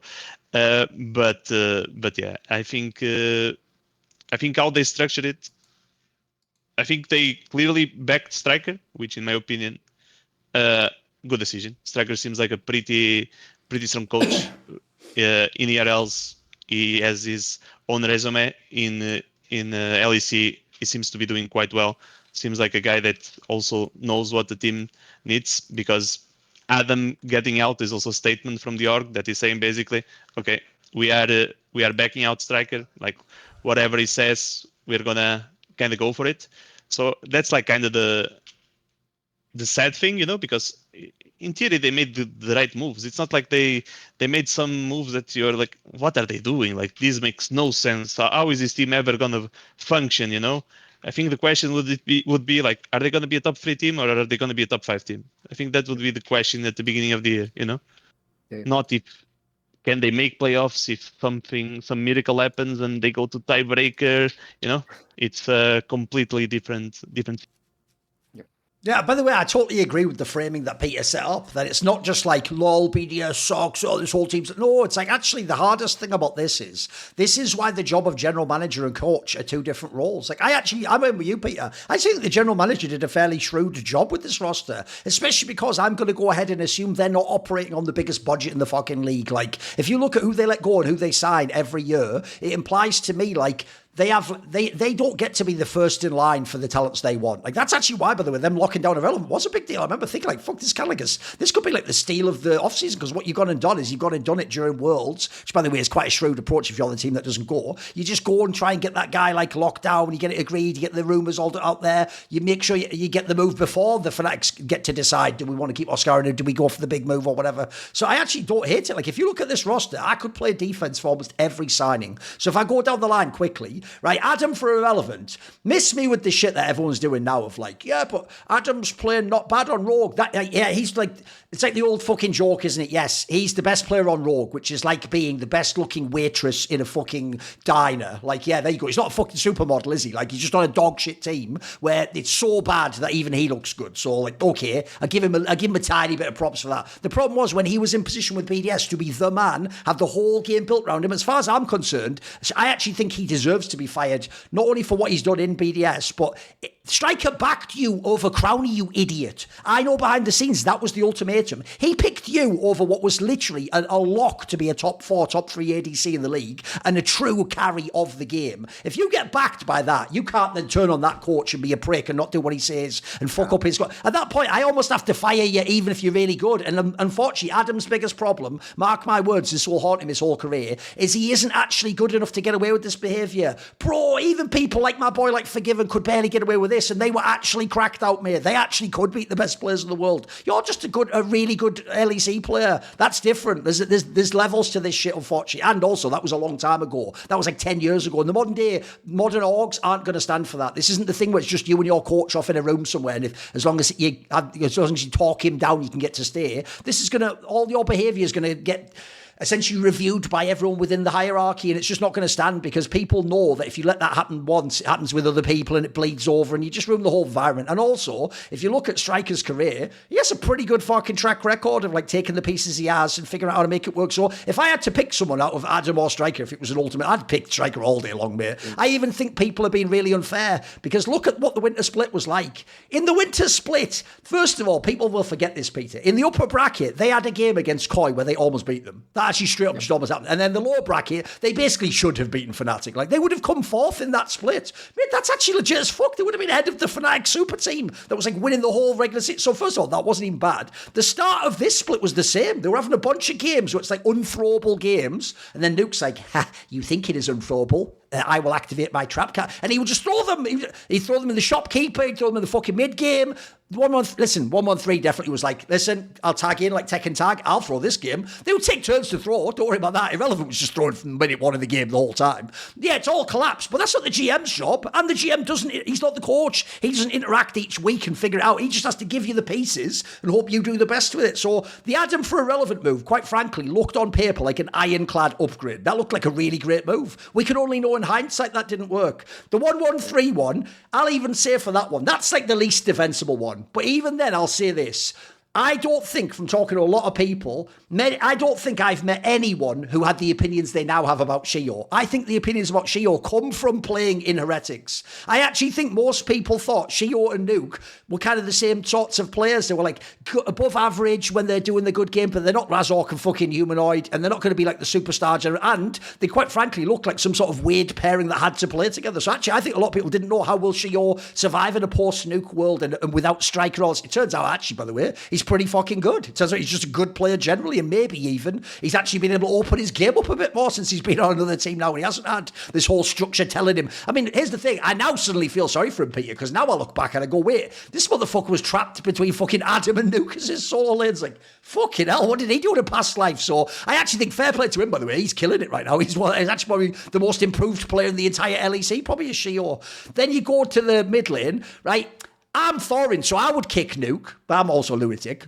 None of you would. Everyone's going to talk shit now. Bro, if I asked any time in the last 2 years, should they kick Nuke, you'd all say no, because unless you're getting caps or Humanoid, who am I getting? Who's coming in the door? Larssen's already signed elsewhere. Like, there actually aren't players. Here's the problem. Nuke's exactly the player that will always be a trap for GMs, because you don't. Essentially, you want to play it safe and keep him, because you know he can always be like third or fourth best mid. But if you gamble and you go for the upgrade, maybe you get like a Jackie's play, but maybe they fall flat on the face and you look like an idiot then because you gave up the show thing, didn't you? Nuke is the ultimate. In English, we have the idiom, a bird in the hand is worth two in the bush, because at least you've got the bird, right? If you go after the two in the bush, you might get nothing. That's the analogy for Nuke. So, first of all, nobody would have said kick Nuke. That was already on the table. He had to stay. And I think after Adam, if you kick Adam, you have to keep Nuke as the fucking French face of the team, don't you? You've got to have someone there for branding purposes. Then on the bot lane, by the way, the ice guy, fucking dynamite. We just talked about, glazed him completely. It's been mega the whole split. He actually turns out now can even play amazing when the team plays like shit. That's actually a very underrated quality, I think, especially, by the way, as I'll always point out, at fucking ADC, I'm friends with loads of the ADCs. They're all head cases. They all love to just fucking unravel and then blame every fucking jungle interaction, every fucking time you had to go to the fight, and every time you didn't get to take an extra wave. Like, mate, they're all waiting to lose the games. They go, it wasn't my fault for these 17 reasons. He just fucking plays. This guy, like, he's actually like a true professional. And then lastly, obviously the easiest one to meme on is Paris, because he looks like he just instant plays badly. As you guys pointed out, this guy was hyped to the heavens. He was supposed to be the support Skumond, who right now we should be talking about, like, whoa, wow, is he in the mix for like best in his role? Like, I know that hasn't happened, but like, actually, this was kind of like, as a GM, you killed it that you kept this guy.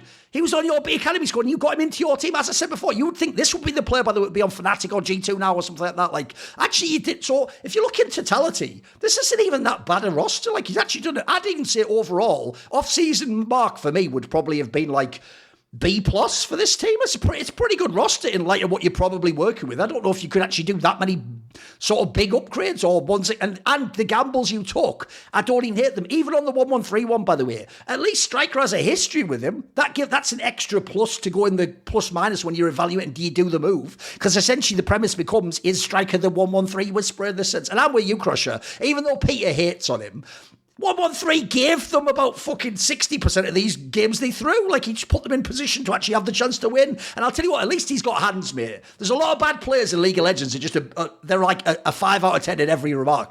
You get raw hands alone. This guy's actually a really talented player. Like, he's got something there. Listen, there's obviously as we say in England, there's maybe a screw loose up in the old head. Maybe he's a Frankenstein character. I don't know. But I also don't put all that on him, though. I also think if he had better, like, solo laners, they would win some of these games when he gets them to that point. So I don't even think there's one person to blame on this team. I think, actually, sadly, it's a bunch of factors all merged together in, like, a perfect storm of fuckdom. And after all that said, if the rest of the league hadn't gotten way better this specifically, you're right, they'd be in the playoffs anyway. They'd be like 5th or 6th anyway, and they'd just get to play a game. And that would actually allow them to do, like you say, the classic reset of like, oh, who cares about regular season? But I'm with you, Peter. I often make this point on my shows, and people never understand it. There are times where, I actually said this about G2 rosters in the past, there are times where you actually want the team to fail so that they're forced to recognise what is fundamentally wrong with the team. Whereas if you keep just skipping by, you can always, it's like when they kept winning the splits all last year. I was really worried, by the way. I'll tell you right now, as a last quick thing. I was actually really worried because they won every single fucking split that G2 would just run the whole roster back. Because a lot of other GMs that aren't baller would just go, fuck it, I've won everything. Why would I, one, give away good talent to other two? And two, why would I give up winning? I'll wait till I lose, then I'll make my roster move. So I actually think, I have respect for GMs that do gambles They're not always going to work. That's why they're gambles. But I think you have to gamble if you want to improve your position. In this case, sadly, it hasn't worked. In fact, almost everything's backfired. There's just ice. Yeah. There's just ice. Just ice. I also, Peter, this is where you need to level up your fucking pond game, mate. You had so many low-hanging fruit there. Ice, he's a real gem, sort of a diamond in the rough for this team, you know. At least he's still shining, even when there's a million angles we could have gone with on that, Peter. You know, just level your game up, mate. Level your game up. I was literally in my mind thinking Ice Baby, and then I stopped myself because I just couldn't say. Okay. Right, are you ready? I might actually shock you all again. This is going to be normally I have very predictable points. Like, spoiler, on other weeks, Crusher, my pot would be like, good. That upset guy's pretty good. Bad. That fucking nuke guy throws it. It's all, I'm quite predictable, right? This is one that's going to shock people again. So, good, I gave Noah all praise and called him heroic and saluted him. Are you ready for bad? In light of what Peter just said about people in teams with giant contracts sucking all the resources, then not playing well themselves, I have to say, my boy Larssen, you are the fucking bad point, mate. Because here's the problem. I would love to go, like I did actually in the last couple of years, especially 2023, and say, you know what? The GM fucked you. They've ruined the squad. Like, they haven't given you the pieces you need. Like, they've got rid of fucking Trimby, who I thought could have been like a Mickey X level player in his career. You know, you've done all these things wrong. But at least, like, if you go to 2023, he's the reason they're beating G2 in the best of three. He's the reason they're still, like, vaguely competent. Yeah, he's playing the boring mage sub. He's doing a good job. He's doing what the boring mage should do, which is you're supposed to be a floor raiser. You're supposed to make the game like this, and then you hope the others help you come and win the game. He hasn't even done that. I actually think not only has he collected a fucking enormous salary, by the way, let me just explain to people how big his salary is. Think of all the greatest players in the history of LEC. You know the G2 super team? His salary would dwarf most of theirs. Go to like think when Reckless and Caps were on for that, way bigger than that. Like, he actually has. The joke is, in a world where LTA doesn't have those millions of dollars, this guy's still on a very high salary. It's not like the 2 million Bjergsen type contract, but it's massive for LEC. Basically, as far as I know, I would imagine only the re-signed Caps probably gets more than Larssen. He is on a massive contract. And my issue was, this guy was one of the most consistent players in the whole LEC for years, except when he's got this contract. And I think that fucking blows, because I can't even play defense. I can't do the thing of like, give him a better team. You actually don't deserve a better team. Because here's the difference. I might make fun of Adam. He doesn't have a fucking giant contract like he's the second best player in the whole league, though, does he? Like, he is in his own circumstances in this team. So I actually have to say, on all levels that he could grade him. By the way, I actually have to even say, I don't even think his laning's been that good. And that is one thing I never thought I would say about Larssen. This guy I actually thought was like a genius at laning at one point in time. He had a period of time where if you gave him his 3 or 4 picks, he'd do the trophy. He'd always be up like +5 CS on the opponent every time when you check the fucking scoreboard. That hasn't even been there. So I don't know what's going on. Actually, it's one of the areas where, even though it's someone else I like, when people are in trouble like that, I try not to actually pry too much and ask what's going on, because I don't want to fuck with them. I don't want to make that part of my narrative to accidentally leak something. So I've tried to just leave him on his own, but I actually think this is just flat out just a bad fucking splitting year for Larssen. It's just bad at the moment. Where are you at on Larssen, Crusher? Yeah, I mean, I don't think you can put much of a defense, because it seems almost to be like exactly on the type of player that we were talking not long ago, like that got the big bag and now seems to just be coasting by. I think that's like noticeable, you know, like you can say whatever you want about Adam, is he a good, bad player, whatever, but like at least you know that he's putting in the work, because it's like very noticeable.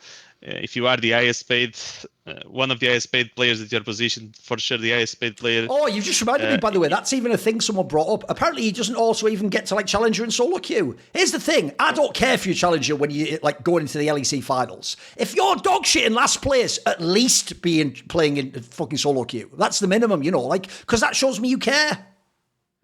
Yeah, that's kind of the point, you know, like Adam, you see him play constantly, like very high amount of games. I think he went to like on a boot camp to Korea between off season, something like that.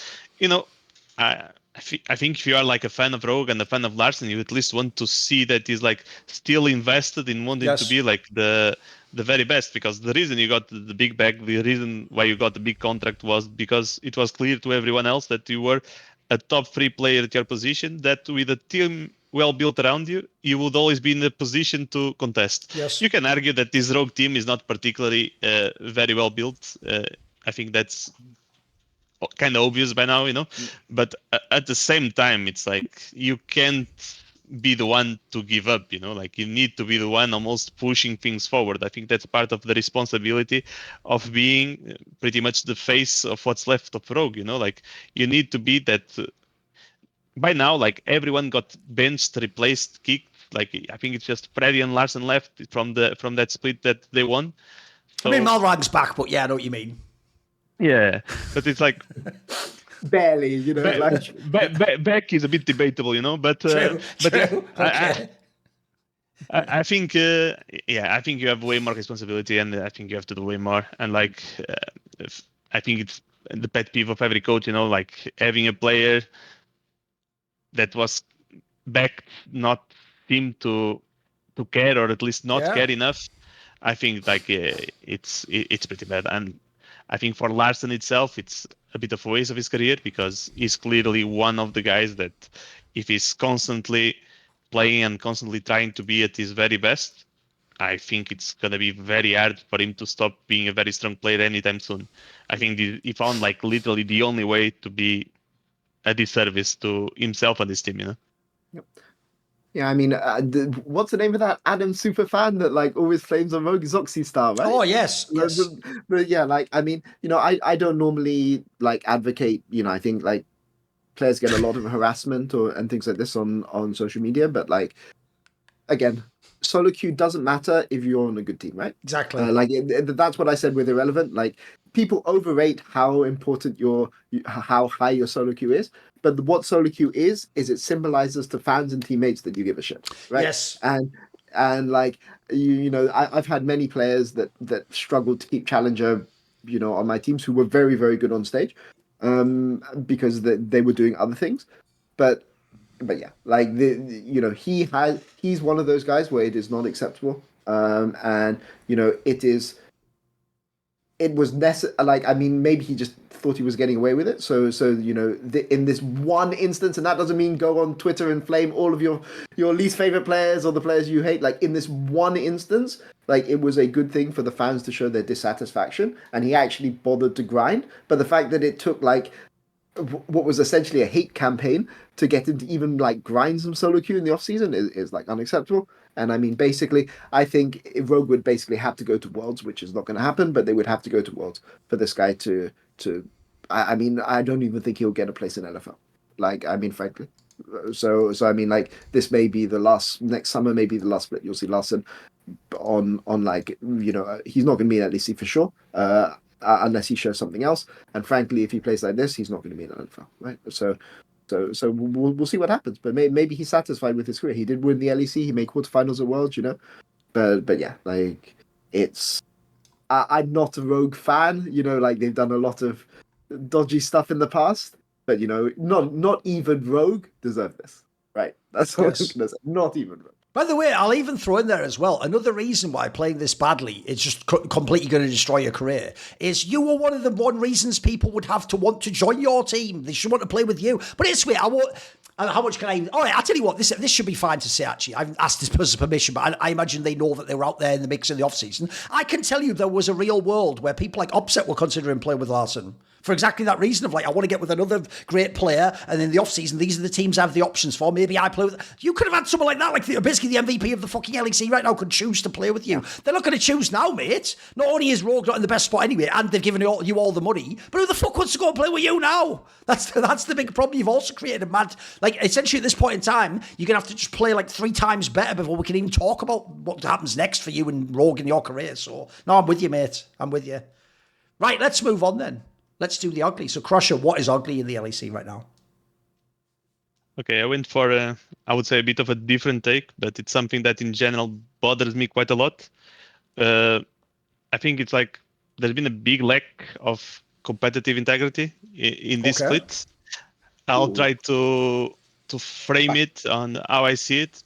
I think you already, have a problem the moment that at the beginning of the year it was supposed to be one split fearless, and now you basically told everyone to fuck off on the way that they built rosters for the rest of the year, which is already a pretty big problem. But then, like, how cool the homestand was in Spain, and I think it's going to be in France like next week. I think there's a huge problem that you don't have all the teams playing there. because now you are playing like on completely different conditions. And like we have been talking about, like the cool thing about LEC this year is how close things are. I don't want to have to wonder how would Heretics play if they had to play in Spain in front of a crowd. Maybe they would play better, maybe they would play worse, but I don't want even to have to think about that discussion. I just want to know. So I want people to play on the same conditions from the get-go. I think both Heretics and BDS are not having any stage games, and even the rest of the teams, they're going to be playing like on completely different settings. Let's imagine a world that G2 plays terrible again in front of a crowd, and they don't make playoffs, which is very unlikely, but possible. Sure. And uh, and now you're left wondering, oh, was it fair that they had to play like in front of a crowd when they clearly play worse? It would have been fair if everyone was there, like if every team is there. I think it's cool. I think it's nice. Like you could always talk a little bit about like if it's Koi organizing the event, probably a bit of home advantage there, but at least the situation would all be more or less the same. Like you are all playing on stage, you are all on a kind of different pressure. And then like the second one, it's a bit more specific. I think coaches will relate in general. I think the way that they structured the LEC, the fact that you play different amount of games on different patches, it's completely unacceptable, by the way. And maybe for the beginning of the split was not as noticeable, but like this last patch that it is massive changes to the game.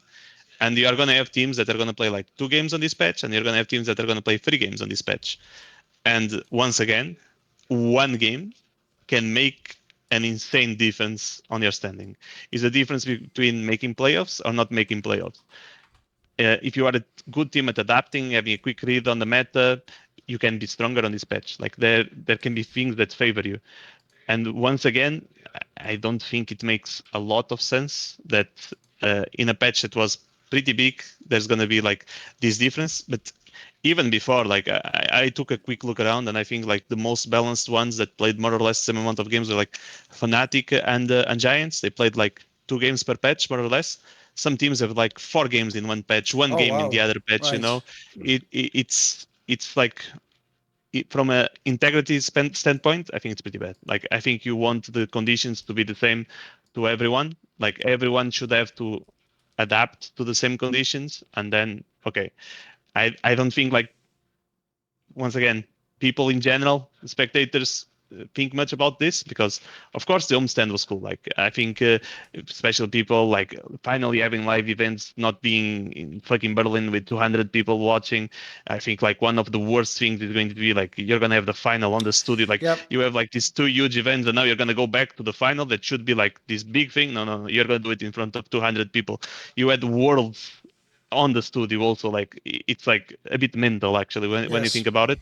So of course people in general are on the eye of finally we have this event, finally we have uh, like I don't know how you guys got in competition, but this is how I personally got into competitions. It was like I was a kid, I was watching, like I was going to these Counter-Strike tournaments, I was watching like the atmosphere, like that's what's made me be a fan of esports. That's what made me want to compete, like one day wanting to be there, like playing on those stages. And these last years, like after COVID, and it's completely disappeared. Like it has been disappearing in league, unfortunately, for a very long time. Ever since we decided to like close the circuit. And of course it has its benefits for stability, etc. But like I think you lost like one of the magical part of esports, which is like these live events. I think it's one of the things that still makes like Counter Strike super cool to watch, because every, I don't know, 2-3 months you have like these really big events, and even when you don't have the big events, you still have like some smaller events still with a lot of people. And I think that was like dearly missed in the league Yes. scene, like dearly missed. But I think the way that they structured it, does no good. And my problem is a bit with like with the precedent that it sets, because if everyone is fine with it, it's like I understand that entertainment has to be a big part of this, like the entertainment value, but you need to have some, how can I say it? The competition needs to be pure, like you cannot fuck with the meaning of competition. People need to be in equal terms. And I think this split, it was completely thrown out of the window. And even though I understand part of the benefits, I don't want to see this happen. I want to see those benefits. I want to see those arenas filled. I want to see those big games. I want to be excited for that. But let's structure it in a way that maintains the integrity of competition. I think just to go one step further to your point, Crusher, like this weekend, there's the KC homestand, which is going to be mega, mega hype. But Vitality are at that homestand, and there is a world where Vitality have to play a playoff against GX or Heretics. In fact, it's almost guaranteed that they have to play a playoff against GX or Heretics, who are going to be in Berlin. So what are they going to do? Right? Are they going to like make Vitality fast travel home to Berlin, play the next day? Are they going to like play it remote online? Are they going to, if there's a world where there's SK, Vitality, and Heretics? So SK also in France. Are you going to go and get? Are you going to get, because SK Vitality in France? Are you going to go and get Giants to go to France as well? Right, I see. Yeah. So it can be even worse. I will say, I think fan experience is really, really important. I will say that it matters more this split because they've gone back to the six teams in playoff, 4 teams in upper bracket. If this was 8 teams, essentially the old format was 8 teams and the bracket is flat. Sure, the first place team gets to pick, but essentially you get no advantage other than the team that you pick, right? If it was that, I think this would be fine. I don't care. Like a little bit like for the homestands, I think having that experience, having that, it's not qualifying for Worlds, right? It's qualifying for MSI, which still matters, but it's, if they had the 8-team playoffs, I would be more defensive of what Riot have done. But the 6-team playoffs is bad, firstly, because it can make such a huge difference, right? Like, the second thing is changing to Fearless. Like, that is, I mean, again, so the homestands I have less of a problem with, but the changing to Fearless is like crazy. It's they didn't even announce that this was a potential option at the start of the year. They just were like, "Oh, we have engagement. Let's go and switch," right? And that is you could tell that we're coaches, because this is like the thing that coaches like are terrified. I will tell you, there was one year where Riot put in a new patch for they made like ardent sensor like the only thing that you could possibly build on support. Season 7. Yeah, I can't remember, right? And then I had a support who was basically the best melee engaged support player, and he couldn't play his champions. Then the next season I saw Singh, who was like the best really good ardent sensor support player, and they took it away. They took it away the next split in the middle of the season, and then he couldn't play any of his champion pool anymore. So like these are the things as coaches you're terrified of happening, and like this is clearly something that's happened here.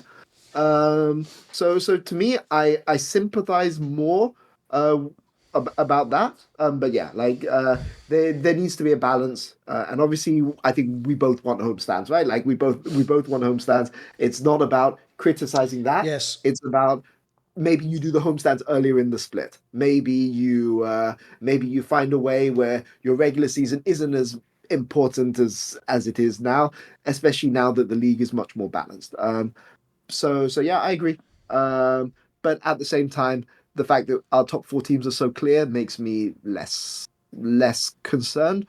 But that doesn't mean the competitive integrity doesn't matter, because maybe there's a world where like there have been times where the 6th place team has gone to Worlds multiple times in EU, and I think our top 4 teams are so clear that like even who's the best of the rest, Heretics or Giants, right? Like I think that there is less than a 5% chance that Heretics or Giants will go to MSI. So to me, it matters less, but that doesn't mean that in the future it wouldn't matter more. And like I think Riot are quite lucky in that the only team that is maybe getting slightly screwed by this is BDS. And frankly, maybe it's better for BDS in the long run, who would be a top 8, because frankly, SK and Rogue probably don't deserve playoffs anyway. And like the top 4 teams are clear, so they would have got the bye anyway, right? But that doesn't mean that we shouldn't care about competitive integrity. That's what I was saying. By the way, first of all, I'll actually give props to Crusher here. He's one of the rare examples of a guest who understood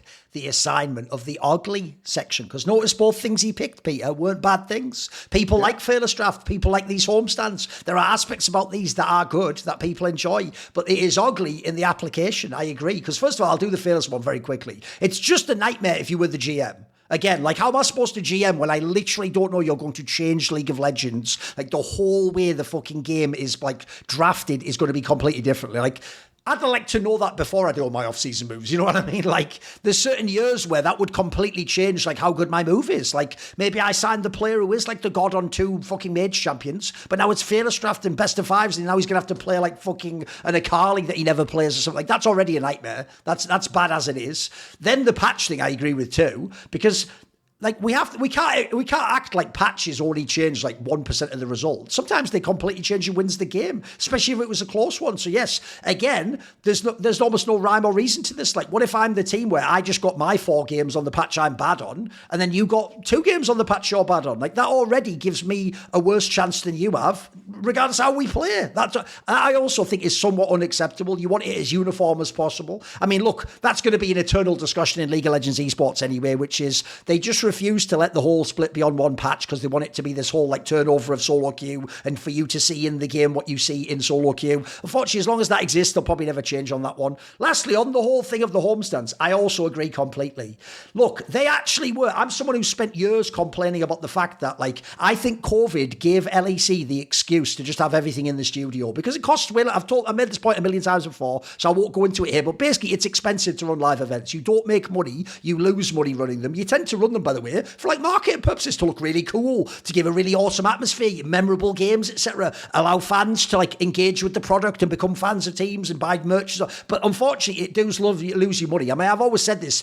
If you're a fan who doesn't get this, like you don't know much about the economics, think it through. If it made money, every week would be a homestand. Think about it. Like that would be how the whole engine of the industry would run. And by the way, just like now, all these teams, I can tell you, the real reason they've got homestands is obvious. Because Koi and KC have just told LEC, we can just run this shit in the off-season, mate, and get all these viewers. Why don't you actually just let us be part of your fucking league with the homestand? And you can all benefit. And then if you're the other owners, by the way, who haven't built a giant fan base like KC and Koi, you get to share in it too. You get to sort of share some of the wealth and you get to have your pop in front of the crowd and all that. But I also agree, the flaw with it is the way they've implemented it, I think is terrible. I actually made this point on Twitter and a lot of people thought I was just whining. Like, I hate that, like, I agree with you. I think it's so stupid that, like, G2 GX at that homestand could end up being a more hype environment than G2 playing someone in the final of LEC. That doesn't even make sense. Like, that's it. I mean, the joke we're here would be, if we're criticising Skewmond, maybe Skewmond in the studio just wins the league and is the MVP, but he actually looked like he was sort of, like, under pressure in that fucking homestand against fucking GX, who might not even be in the playoffs yet. So that already is a problem. But a bigger problem for me is, as I said on Twitter, the same thing. Why do some teams get a home game and then some teams get nothing? Like, that's just insane, because in this particular scenario, I mean, I said it on a past episode, I don't think G2 does lose that game to GX if that's not in the homestand. I think that was a factor. I don't know if it would have lost the game. I tell you what, it certainly looked like it, one, made the GX players play better, and two, G2 themselves looked under pressure. And by the way, that one result, the GX one, has changed every person I've talked to on all my talk shows to take about G2. That's actually made them think, like, maybe they won't be as good internationally. What are they like under pressure? It's totally changed how everyone thinks. Before that, we never had that as a factor. We were just watching studio games every week. And then also, the other reason why it's mad that we have these homestands only for certain teams is because even the way they've actually applied it is mega against competitive integrity. Peter, think about this for a second, mate. So I'm Koi. I'm going to run a homestand with all the Spanish fans there. Oh, sorry, Heretics, your invite got lost in the mail. They would have benefited from that. So even though I'm Spanish, I don't get to play. Oh, my game's on Mondays in the studio. Fuck off. That's like, I don't even get the benefit. You've obviously purposely not picked me. And then, by the way, oh, don't worry, the French are just as bad. When you go to the KC homestand and I go, look, oh, what's that? BDS, the team that had all the French fans last year. Oh, they're magically not invited, aren't they? Well, Do you know what? Unlucky, I guess, guys. Well, you know, it's better to be lucky than good. Fucking hell. It's obviously done on purpose. In this case, Riot's let you, like, not only make your homestand awesome, but, like, you're sort of allowed to just, as an assist, low-key fuck your rivals. It's like, yeah, fuck, you don't get to benefit from my homestand. That's also kind of messed up. Like, in this scenario, because here's the thing. You could say to me, for example, this would be totally fine. Like, if I'm rogue, well, there is no such thing as a homestand for you. You'd never have all the fans anyway. Like, that's just your fault as an org. But if I'm Heretics, surely I get to benefit from Spanish fans too. No, apparently not. So, like, I also think you've sort of let some of the big orgs play God there. And then lastly, I'll just put this out there as well. Even though, by the way, for entertainment value, this is awesome.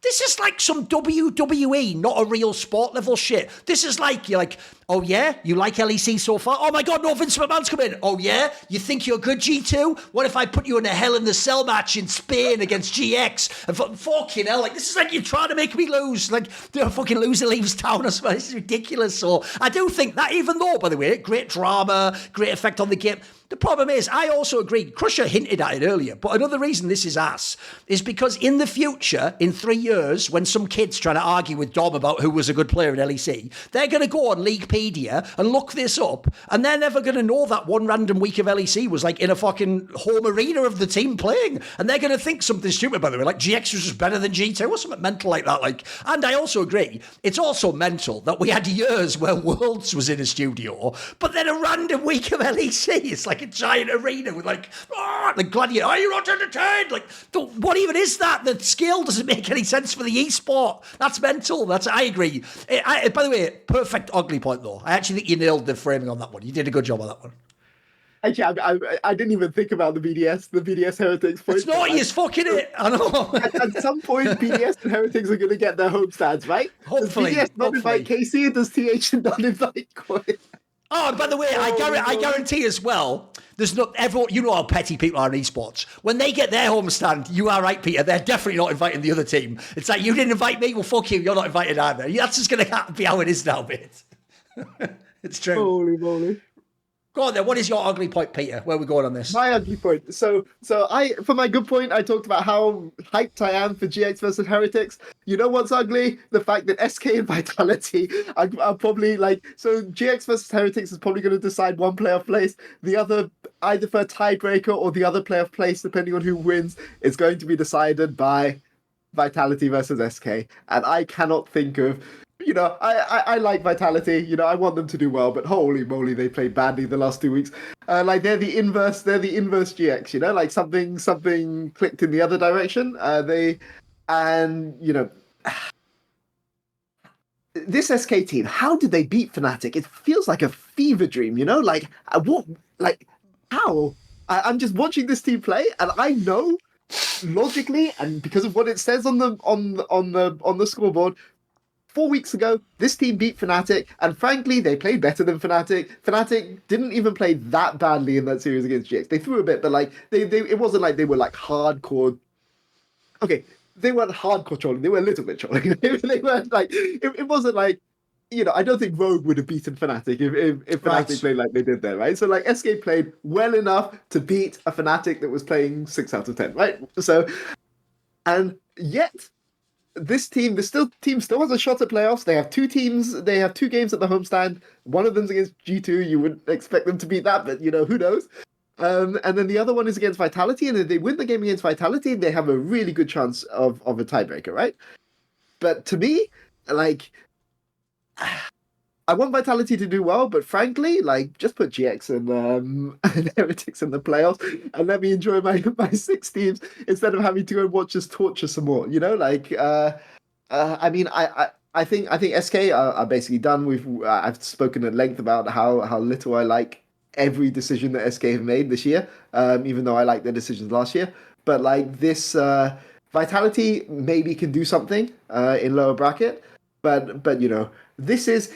If this format has given me like a hype GX versus Heretics one, it's a matchup. It's given me an SK Vitality matchup, which I know I have to watch, but I'm not watching because I want to, because, you know, I out of joy. I'm watching it out of responsibility and FOMO, you know, not because I'm super hyped coming into the series, but it's still such an important one, right?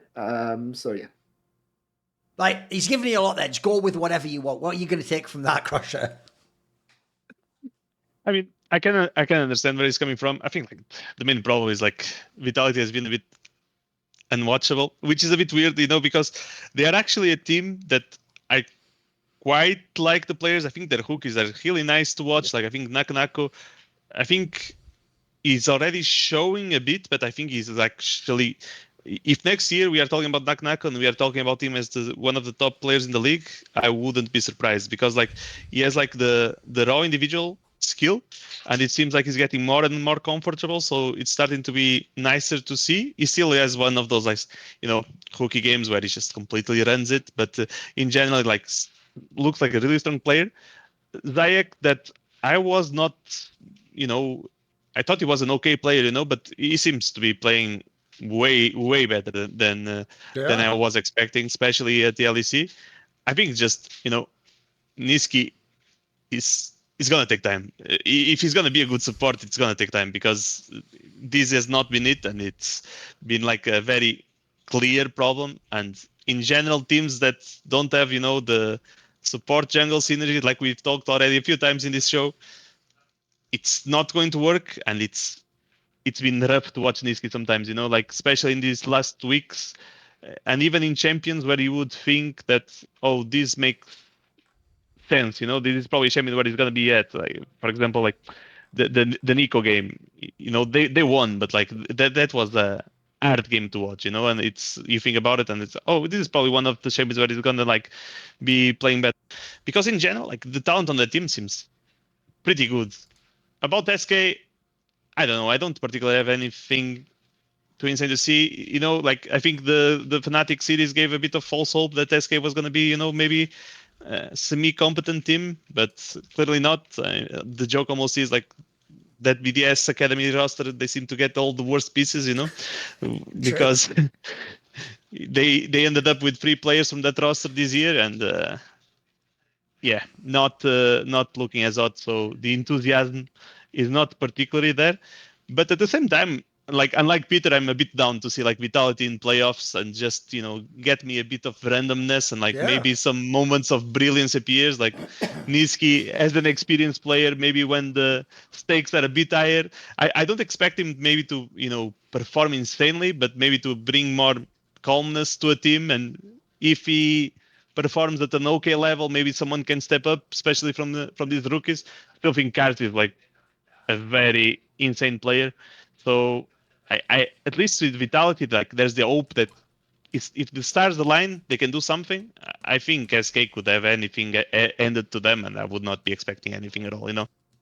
So that's like my take on it. To pick up on what you said at the end there, here's what sucks is Peter's actually won me over. I actually would pick of all those teams, Vitality is the one I want to see in the playoffs, because I do actually think their team has shown a lot of variance of like the level they play at. But as a result, I actually do think every now and then they do pull out like a pretty high level game actually sometimes, or they can like skill wise even if they're in the games against some of the top teams. So if I had the difference is, I guess technically GX, if they actually make it through, probably are better for that regard because they've got more established players. But how about you? Because if you even go look at this split, think about who they've beaten. Like in this split, they beat GX, they beat BDS, they've beaten, who else was it? Koi. Huh?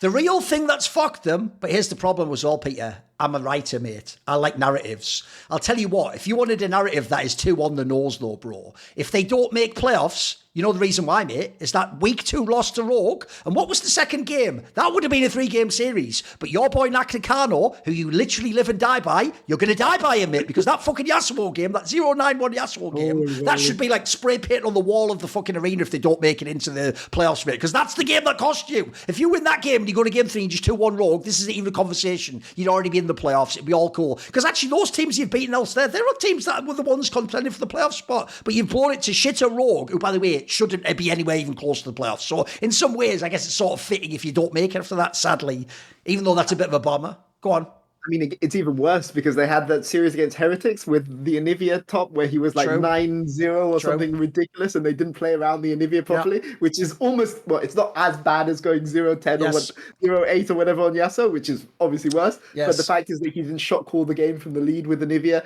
So yeah, I mean, like, it's a bit of rookie growing pains. It would make me very sad. And by the way, I'm with you on the thing about when they played SK at the beginning. They played Fnatic. SK played Fnatic at the beginning of the split. Yes, it is true.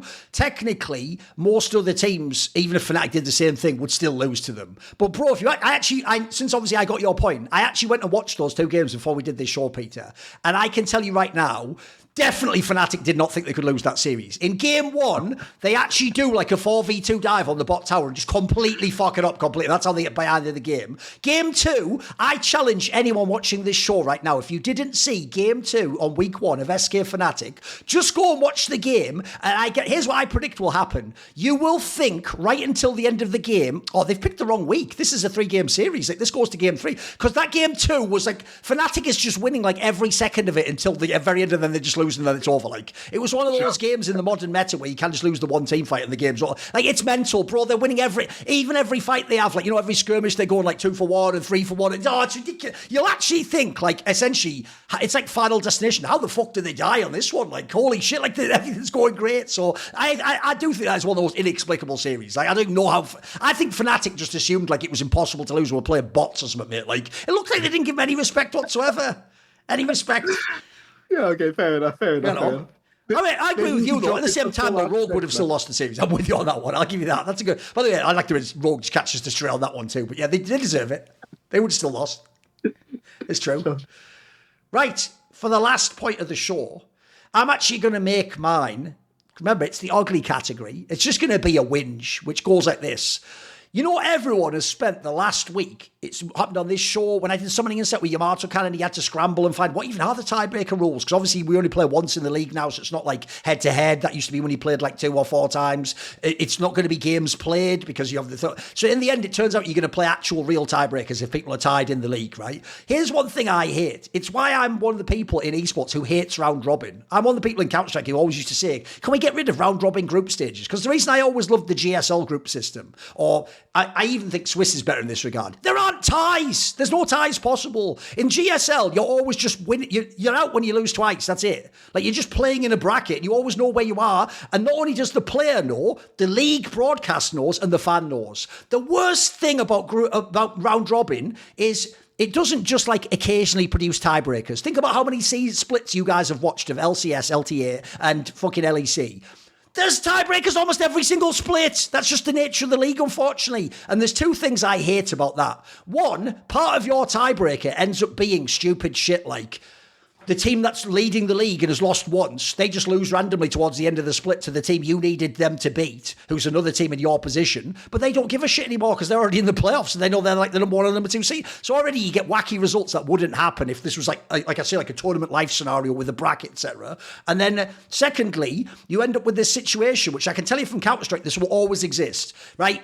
You guys know as coaches, mate, it's hard enough to get my pro player to read my actual coaching advice to him on Discord. No pro player is sitting down before split like, let's open this rule book. What exactly are the rules? They wait, by the way, they all wait to find out the tiebreaker rules like ours this last week. Everyone, so that means we've been playing the whole split, not knowing things like if we drop this game here, it's going to get... We only wait at the very end when it's too late, and then we all scramble, the broadcast, the fans, the play, we all scramble to figure out what even are the fucking tiebreaker rules, and then we're all trying to like construct a thing like, wait, so does this game matter for this team here? And it becomes like some fucking, that famous meme of that, like the numbers mason, you know what it's like all... like mathematical equations. It's too much, mate. I like to just know. I need it. The best scenario, this is why I like groups that I like GSL, is did I win this game? Yes, congrats, you are through. Did you lose? Bad luck, you're out. That's the easiest shit of all time to understand. So my ugly point is just that I think tiebreakers like this, even though they can be fun and hype when you get to the tiebreaker, it just makes the whole league quite hard to follow, actually. It's really confusing as to where you are, what does this mean, and the implication for them. That's why it's my ugly. I feel like it just actually like fucks with the narratives until you know who the tiebreaker teams are. Thoughts, Crusher? Yeah, I can see the point. I think like some of the tiebreaker rules are even... to be honest, I don't exactly know the rules of LEC right now. Like, they keep changing. Okay. Like I know the rules of the league that I play. Sure. That is also like different, almost like every split. And like then you have like those rules. Like you tell players, oh, by the way, whoever wins in less time, you are seed 1. Oh my god, the worst one. Yes. Yeah. So like you have like all those. It's not uniform at all to begin with. The system is normally not very good. And I think the worst tiebreakers is not like a tiebreaker to see if you reach playoffs. okay, that's hype, like if that game is, gonna Yeah. matter, is this team gonna make playoffs or not? When you are on a tiebreaker for fifth place, Right. where like what changes is like side selection, like just find a better way to, figure the result than playing one game that you're gonna have replayed in like 2 days from now. Yes. But yeah, I can agree with the sentiment. I think it's like especially confusing because it just keeps changing. Like you can even see from casters, commentators, like sometimes they want to go into the topic, but they run away from it very fast because they are not even exactly sure, because something is telling them, oh, is it really like this? Because I think last split it was not exactly like Yes. this, but did I read it correctly? So it's like it just causes confusion to everyone. And generally, I agree with you. I think it's like if you are consistently reaching the point where you are playing multiple tiebreakers, maybe maybe it's time to think that's probably something wrong with the format itself, because that's for sure a better way to do it. I've kind of got a question for you, Thorin. Go on. What's the solution with a 10-team league? Because if with an 8-team league or 16-team league, it's really easy, right? Sure. Is it just like kick Rogue and SK for good, or like, or even 12? Even 12 teams is easier than 10. 10 is like the absolute worst number for this kind of thing, right? Like, Sure. you can't even do like a proper upper lower bracket or something like this, like you could with 12. Sure. So is there a solution? Well, look, I will say, I do think, obviously teams don't want to hear this because they'd be getting kicked out. I do think, like, if you're telling me, oh, no, Thorin, to make your system work, we'd have to kick 2 teams. Oh, no. Oh, shit. No, that sucks. Oh, mate, all you need to know is this, right? I don't think there's a region in the world that can support 10 teams. If no one knows, my favourite league to watch is the LPL because they've cynically solved this problem. They just kick out the shitter teams, make that like Ascend group, and I just pretend the Ascend group is the LPL. I don't give a shit about what's going on in Nevada group. Like, I don't even care about the bottom team in the fucking Ascend group, mate. So I would absolutely cynically just sit, like, spoiler, I would just today, with my Magic 1, Goodicus, Teamicus, oh, Rogue's gone. They've disappeared immediately. What that? And then you pick the other one, SK. Oh, listen, you were one of the great teams in history. We will honour you. You just won't be playing in the future. Like, I'd kick those 2 teams the fuck out tomorrow, mate. Like, at least the other teams have things going for them, fan bases, they're spending money, etc. If you had an 8-team league, this solves itself. Like, we say we do 2 JSL groups, or we do like a giant bracket at the beginning. You could even do like a thing where you do something for seeding that then goes into a double in bracket. I think there's so many ways you can go to the traditional formats that people like. I just think this format does suck. I know what you mean. Once you pit yourself into the corner, yeah, how do you make 10 teams work? It's really fucking hard. But like, and obviously people hated the last system where it was like BO1s into the groups. Like, I get that there's no perfect solution there, but you also did create that scenario. And also, I would just say this. This is how you know that even if it would sting initially, it's like ripping the Band-Aid off really quickly, and you need to do it to just get past the issue. Because here's how you all know. Even if you bristle and think, oh, I can't kick 2 teams out, Thorin, well, then no problem. Let's go the other way. Let's add 2 more teams and have 12. Exactly. Immediately you go, no, whoa, maybe not. Maybe like, well, can we negotiate? Like, no, by the way, 12 teams would be dead. Like, LEC, cancel it at that point in time. There'd be no point watching. Kaiser would be an LEC if there were 12 teams, so I'm all up for 12 teams, Okay. but I mean, like, obviously, I agree with your point. I think it's basically impossible with 10 teams. They've locked themselves into franchising. Like, I think it's very, very hard. Like, the entire point of the old format when they shifted to 18 playoffs was to like try to fix this 10 teams into an 8-team system. I hate to go and say this kind of thing, but say in the comments what you think the format should be for 10 teams, because I don't even have a clue, right? Sure. But like, you reduce it to 8 teams. You put one of those groups of 4 in Spain, one of those groups of 4 in France. You put the final. That would 4 also be in cool. Germany. Yeah, that would be really, really cool. You'd have a really cool tournament there. Maybe something to think of for the future. Right? I mean, they do this in football as well, right? Because in the Asian Champions League in football, there's the Western half and the Eastern half, right? Yes. And then the West and the East they combine, and like it's like a thing. Or they did it in the. I mean, it changes every year, but like that's something they've done in the past, which has been really cool. Oh, by the way, I'll give you a quick angle, Peter, as well. 2 things. One, I would just sarcastically, because I'm Thorin, say I'd do it LPL style. I'd have an initial placements league, and then it'd be like Ascend and Nirvana group. And what I'd do do is the Ascend group is the Spanish homestand, because obviously you get to go to Spain. The Nirvana, the bad group, is you get sent to France. So that's just a joke that I'm giving. No one in this chat co-signs that. That's only my joke alone. That's a cultural joke. It's all good. Listen, I'm British. That's my fucking birthright to flame France. I'm allowed to do that. And also, spoiler, if you know British history, we do, when it's convenient, partner with people like Spain and Portugal against France. Just depends what's going on with France at the time. That's how we do shit, okay? Not that we're friends with them. We'll partner against other people too. But we definitely will fuck them over. And then lastly, I actually didn't say a point quickly that this ties to, which is the one thing I should have said about the homestand thing earlier is, bro, the solution to the homestand is obvious. Just don't have it be part of LEC. Have it be like you're saying, have like a couple of weeks less in the split. Just have that as like a LAN, like we used to. Imagine if that instead was like a 4-team LAN where they get to invite the people, KC or whatever, and then you make like a little 4-team tournament. Bro, that'd be dope. Who the fuck wouldn't love that? That would be like sick to. And by the way, have a winner of the LAN and a final and stuff. I think that would be a really cool way to do it. You can have both. It can be both.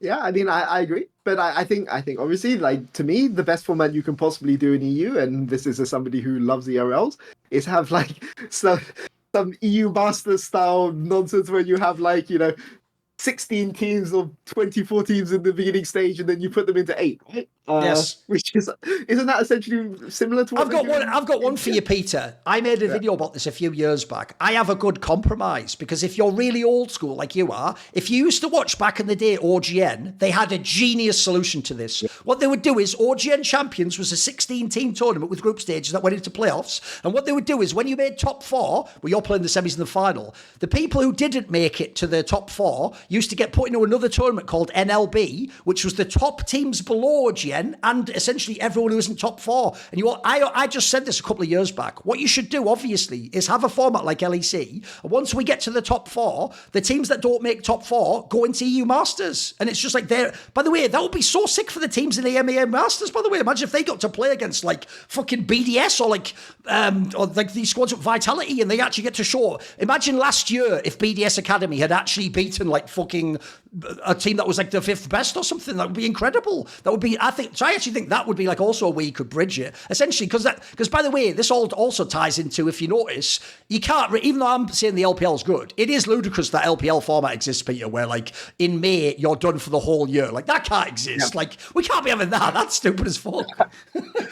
Yeah, I mean, I agree. But I mean, for me, put SK, put Rogue, put BDS and whoever. Man, I'll be so like for GX, Heretics, and Vitality, whoever miss out, I'll be sad for. But put that team, put those 4 teams into EU Masters. That'd and like watch people say. And if people say, "Oh, it's too much work for the players and things like this," screw that. Like I want to. By the way, also unironically, could you imagine the fucking ratings if you had like fucking Los Ratones play against like fucking BDS or something, mate? Like you'll kill it. You'll get like a really hype match. Yeah. Sure. Yep. Yeah, I think the biggest problem with all of this is having a league multiple times a year just does not seem like the format, and I think that's like the biggest trap that league fell into since the inception, because I think it makes so much more sense if you think about it as multiple tournaments towards the year, and then you can have like multiple systems, like point systems. You can make so many cool things. You can appeal to the regionalism. Like now you have a bunch of Spanish teams, French teams. Like you could do so many cool things, but you are just so restricted because of the it being a league. If you stop thinking about League of Legends, which is kind of funny because League of Legends, without the league part, like I think everything just becomes like so much better. You can do like so many more cool things, and like you give so much more freedom. It's like you could have even tournaments that maybe they are cool tournaments for teams to do, but they don't have the same stakes as like the majors in Counter-Strike. I think I'm not an expert, but like you have the majors that are like the really big tournaments that would be kind of like LEC across the year. I think there's like 3 or 4 majors. I can be wrong on that. And then you have the smaller tournaments, and the smaller tournaments, people are still invested because they still want to see like the best players play. I think like league is even flawed that even a bigger concept that we are locked in Europe, in Korea, in LPL. It would have been much cooler to be seeing like the best actual teams in the world consistently play. Maybe you would have 2 European teams instead of seeing 10 European teams, but you would be able to see like way bigger level of League of Legends like consistently, instead of like having a almost, now you have MSI and the first 10, but like even those tournaments, like it's really just world still, like Yes. where you, and even worlds, arguably, like if you put the sixth best team of LCK, most of the Yep. times they're going to be better than some of the teams that are going to be on that tournament. So if you are looking for like the best competition available, I mean, you fucked this up since the very beginning, and now I think you're just trapped, like what are you going to do at this point? You even went one step forward and you franchised the whole thing. So I don't even know how you get away from this, but hopefully they think about like a different system without leagues. Keep it being Europe, but like make it, I don't know, a bunch of tournaments towards the year with different point Yes. systems. Give more freedoms for teams to make their own tournaments, because I think there's like still a lot of control from the part of Riot that like it seems like anything that would be created, it's almost like direct competition. Yes. And I can be very wrong on this. Like I don't claim to be an expert, but it doesn't make much sense to me. It's like I think if there was more tournaments, I think if fans got way more engaged with these teams, then when they are playing LEC, when they are playing like your tournament, your league, I think for me it's only logic that more people would be more invested, wanted to be seen, because maybe there was a tournament in Madrid and it was like the four Spanish teams or three Spanish teams and G2 or Fnatic, and I was there, and Giants did the insane upset against G2, and now like, oh, they're gonna play next month on LEC. Oh, cool! I'm gonna watch that tournament. Like that player was like really insane. I think that's how most of like the natural storylines are created. Yeah. And I think we got deprived of it almost Sure. entirely. I think like a lot of the storylines in League are very artificial. Yes. Like it's like they are created because there needs to be some narrative. I think that's why there's also so much backlash about narratives in League in general. It's just because they're not very good to begin with, like so obviously you're going to have a problem. They're not going to seem like, is this real? Like you're just trying to force this idea on me that this exists, and it doesn't feel natural to me. So I'll be like, what are you even talking about, really? Yes. When if you had like a different system, if you had like a bunch of tournaments, I think it would be just so much cooler for people both participating and watching. You see the homestand in Spain. You see the final of those games. You would think they won LEC. Like the team, after winning their match, you would think they won LEC. And in reality, that team is like 8th place in the league, But it's just like a different atmosphere. And sure, the big problem is what you already mentioned. Like Koi did that event, and they did not make money. They lost money 100%. It's like the only thing they might have gotten is like more fan attachment, more people caring about the brand. It's almost like a marketing. Yes. But Yes. in terms of like money, for sure they lost money. I think it's like very like the ticket prices would have to be like very high for it to ever even remotely make sense. Yes. But still, League in general, it's like a big marketing campaign for the game itself. Yep. So why not make it better, No, by the way, I'm with you on that one. Like I will say, I often point out to people, because I'm from Counter-Strike, people always make this mistake where they think the reason Counter-Strike is hyped to watch is because of like how easy the game is to follow. That's part of it, but a big part of it is it's a tournament format. Like, put it this way, literally every 2 or 3 weeks, I am going to get to watch the best teams in Counter-Strike play a LAN, which means that then the top 6 or 8 will be in an arena with a crowd. And that alone, the best thing about esports is crowd esports. That's why you mic the crowd up properly, so you can hear like the play. Like when someone makes a play, it's different if 10,000 people cheer and 300 people cheer. It just changes how that play feels, and even how iconic it is in your brain. So I do think people misunderstand like how much a league format dumbs down like the hype of League of Legends. I do think if you had like every month or 2 you had a big LAN. By the way, like you're saying as well, you can also then get mega creative. I can tell you in Counter-Strike right now, we did stuff like at the beginning of the year, Blast, the Danish company, ran a tournament which was a bounty format. The idea was the underdog team in the tournament, they pick the big team they want to play against, and then the logic went, the size of the bounty you can win as the underdog underdog is but how big the team was. So you're actually incentivized if you were a team who think like we're like underrated to pick like a big dog, because then you could potentially win like 30k just off that match. And also then it's the whole thing of like if the big favourite loses to the shitter team, it looks bad. But that was just one tournament. That wasn't like deciding who makes the major or something, you know. So and you can have also think about in league. What we just discussed there, we could solve it by having all the formats. We could have a format like this one time a league. We could have a Swiss system one into a playoff. We could have one split tournament that's only a playoff. You just play a playoff, and as soon as you're out of the playoff, you're out. We could have a single elim one. We could have a double elim. Oh, we could do everything. There's a million different angles. Like you guys say, you could even do it, by the way, exhibition style. Like the joke is, if I'm Carmine Corp, I would probably run my LAN like an exhibition tournament. I would have it called like Carmine Corp versus the world, and it's just Carmine Corp plays 3 different teams, and it's like you make some gimmick like if Carmine Corp wins, they get all the teams, they get like 100k, but any team that beats them gets, I don't know, like half the money or something. You do some cool angle like that, you know, where it hypes the fans, and it's like, and then also, as you say, the final part that would make this completely bang is in this imaginary world where we can do this, you don't have to have just teams from your region. Imagine at one of these lands, fucking D plus comes or something. That's immediately like 5 times more hype. That'll be or an LPL team, or even the joke is we meme on the LTA teams. Mate, if FlyQuest came to one of these homestands, that'd be fucking sick. Who the fuck wouldn't want to see that? That'd be awesome, wouldn't it? So, and also the EUNA bullshit. So, no, I'm with you. I think that'd be dope. It wouldn't even have so many angles. Sorry, Peter. I was even going to say, like, Peter is very familiar. Like, even the Brazilian, like, you bring a Brazilian team that is somewhat competent, and like, you are instantly gonna have like a different dimension to the thing. Like, especially if you are talking like entertainment value. I think it's only logic that you want as many representation as possible globally. So I think like there's like so many angles, but like I think we restricted ourselves so much that now it's very hard to get out of this hole that we are in. And I think people are so used to it now because it's been almost 10 years of this that they can't even comprehend. Can't even imagine it. Yeah, they're conditioned to it. Yeah.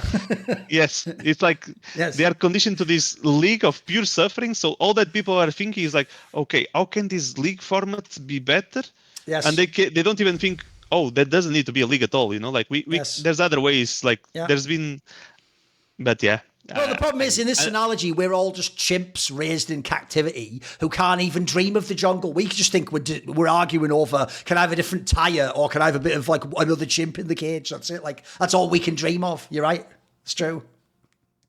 And unfortunately, it doesn't seem like it's going to change anytime soon. Like, I think people got like too comfortable. Like even this like homestand thing, like this should be like almost like a normal thing, you know, but like it was like, oh, we found out after 10 years that if we do like a live event around people that have big fan bases, it's going to be awesome, you know? It's like we had no evidence before. We needed 2025 to figure this out, you know? Listen, I can say one of my biggest pet peeves, Crusher, is that I do have to watch people in League of Legends invent things that I used to enjoy 10 years ago in other games. That gets annoying, sure. Yeah, I mean, and the sad thing is, like, there was one time before, like, KC did. I think KC's event is actually called KC versus the world, but it's like many different. They like have an exhibition game for every single esport, like Rocket League team. But Heretics were invited to that in 2023, and we weren't allowed to field our LEC roster. We had to field we had to field. I think we were allowed 2 LEC players and 3 from the academy. Okay. So yeah. So I mean, obviously, just being able to field your full roster for an off-season tournament is one step. Small steps. Like just let us field our full roster for an off-season tournament. But obviously, hopefully, the Riot has seen that Fearless drives fan engagement. So homestands driving off fan engagement. Maybe fingers crossed we'll have something like this in the future. But like, yeah, I mean, I feel like the influx of Koi and KC fans into the LEC is a good thing, but there's a danger that it can lead to complacency, and you just look at LTA North right now and see what complacency gives you if you don't keep trying to innovate and you don't keep trying to push, right? And nobody wants EU to end up there, and there will be a point where the wave begins to recede, because this is how, the fact that Casey and Corey, they're both in the league, they're both doing really, really well right now. It's a new thing, it's a fresh thing. People are experiencing league for the first time. This is a really, really great moment, and this should be the moment where you innovate, right? And not just be happy with where you are, right? I mean, you have an example, even at a smaller scale, but like very recent, like the Spanish league. When Ibai joined with Koi, it had a huge boom, but it was not properly capitalized. So now that there's less interest in general because Koi joined LEC, there's other problems about how the Spanish team is being run in general, which doesn't seem like the fans particularly identify much with. But in general, like you go see the viewership and it has dropped tremendously. I'm not gonna pretend that it's just that one thing, but for sure you did not do your best job. You were just out of nowhere now we have 200k people watching a Super League game, which was what was happening. By the way, there were like Super League games that had way more viewers than any LEC game almost, and out of nowhere you did not do anything to retain those viewers, to to keep them interested in your competition, and now you're kind of paying the price. And I feel like it's probably what's going to happen unless something changes. Where like, of course, it's cool to have Koi with Ibai, and it's cool to have K Corp with Kameto. Even though K Corp in general seems like to already like be his own thing, not too linked to a personality itself. But you need to do something while you have them. Like if you just let it be, it's not going to last. Like you've already seen it multiple times. It's just not going to last. Also, by the way, you can even use all these giant influencers to like actually hype the event. Like if I have Los Ratones there, we could do a thing with Cadrel. If we have people like Kameto, we can do a video where once they accept the invite, we have a video where it's like Kameto like, hey Faker, don't be scared, homie, Callisto, do all that. Even though it's WWE, people laugh that up. They love that shit, of course. That's what makes you want to buy a ticket.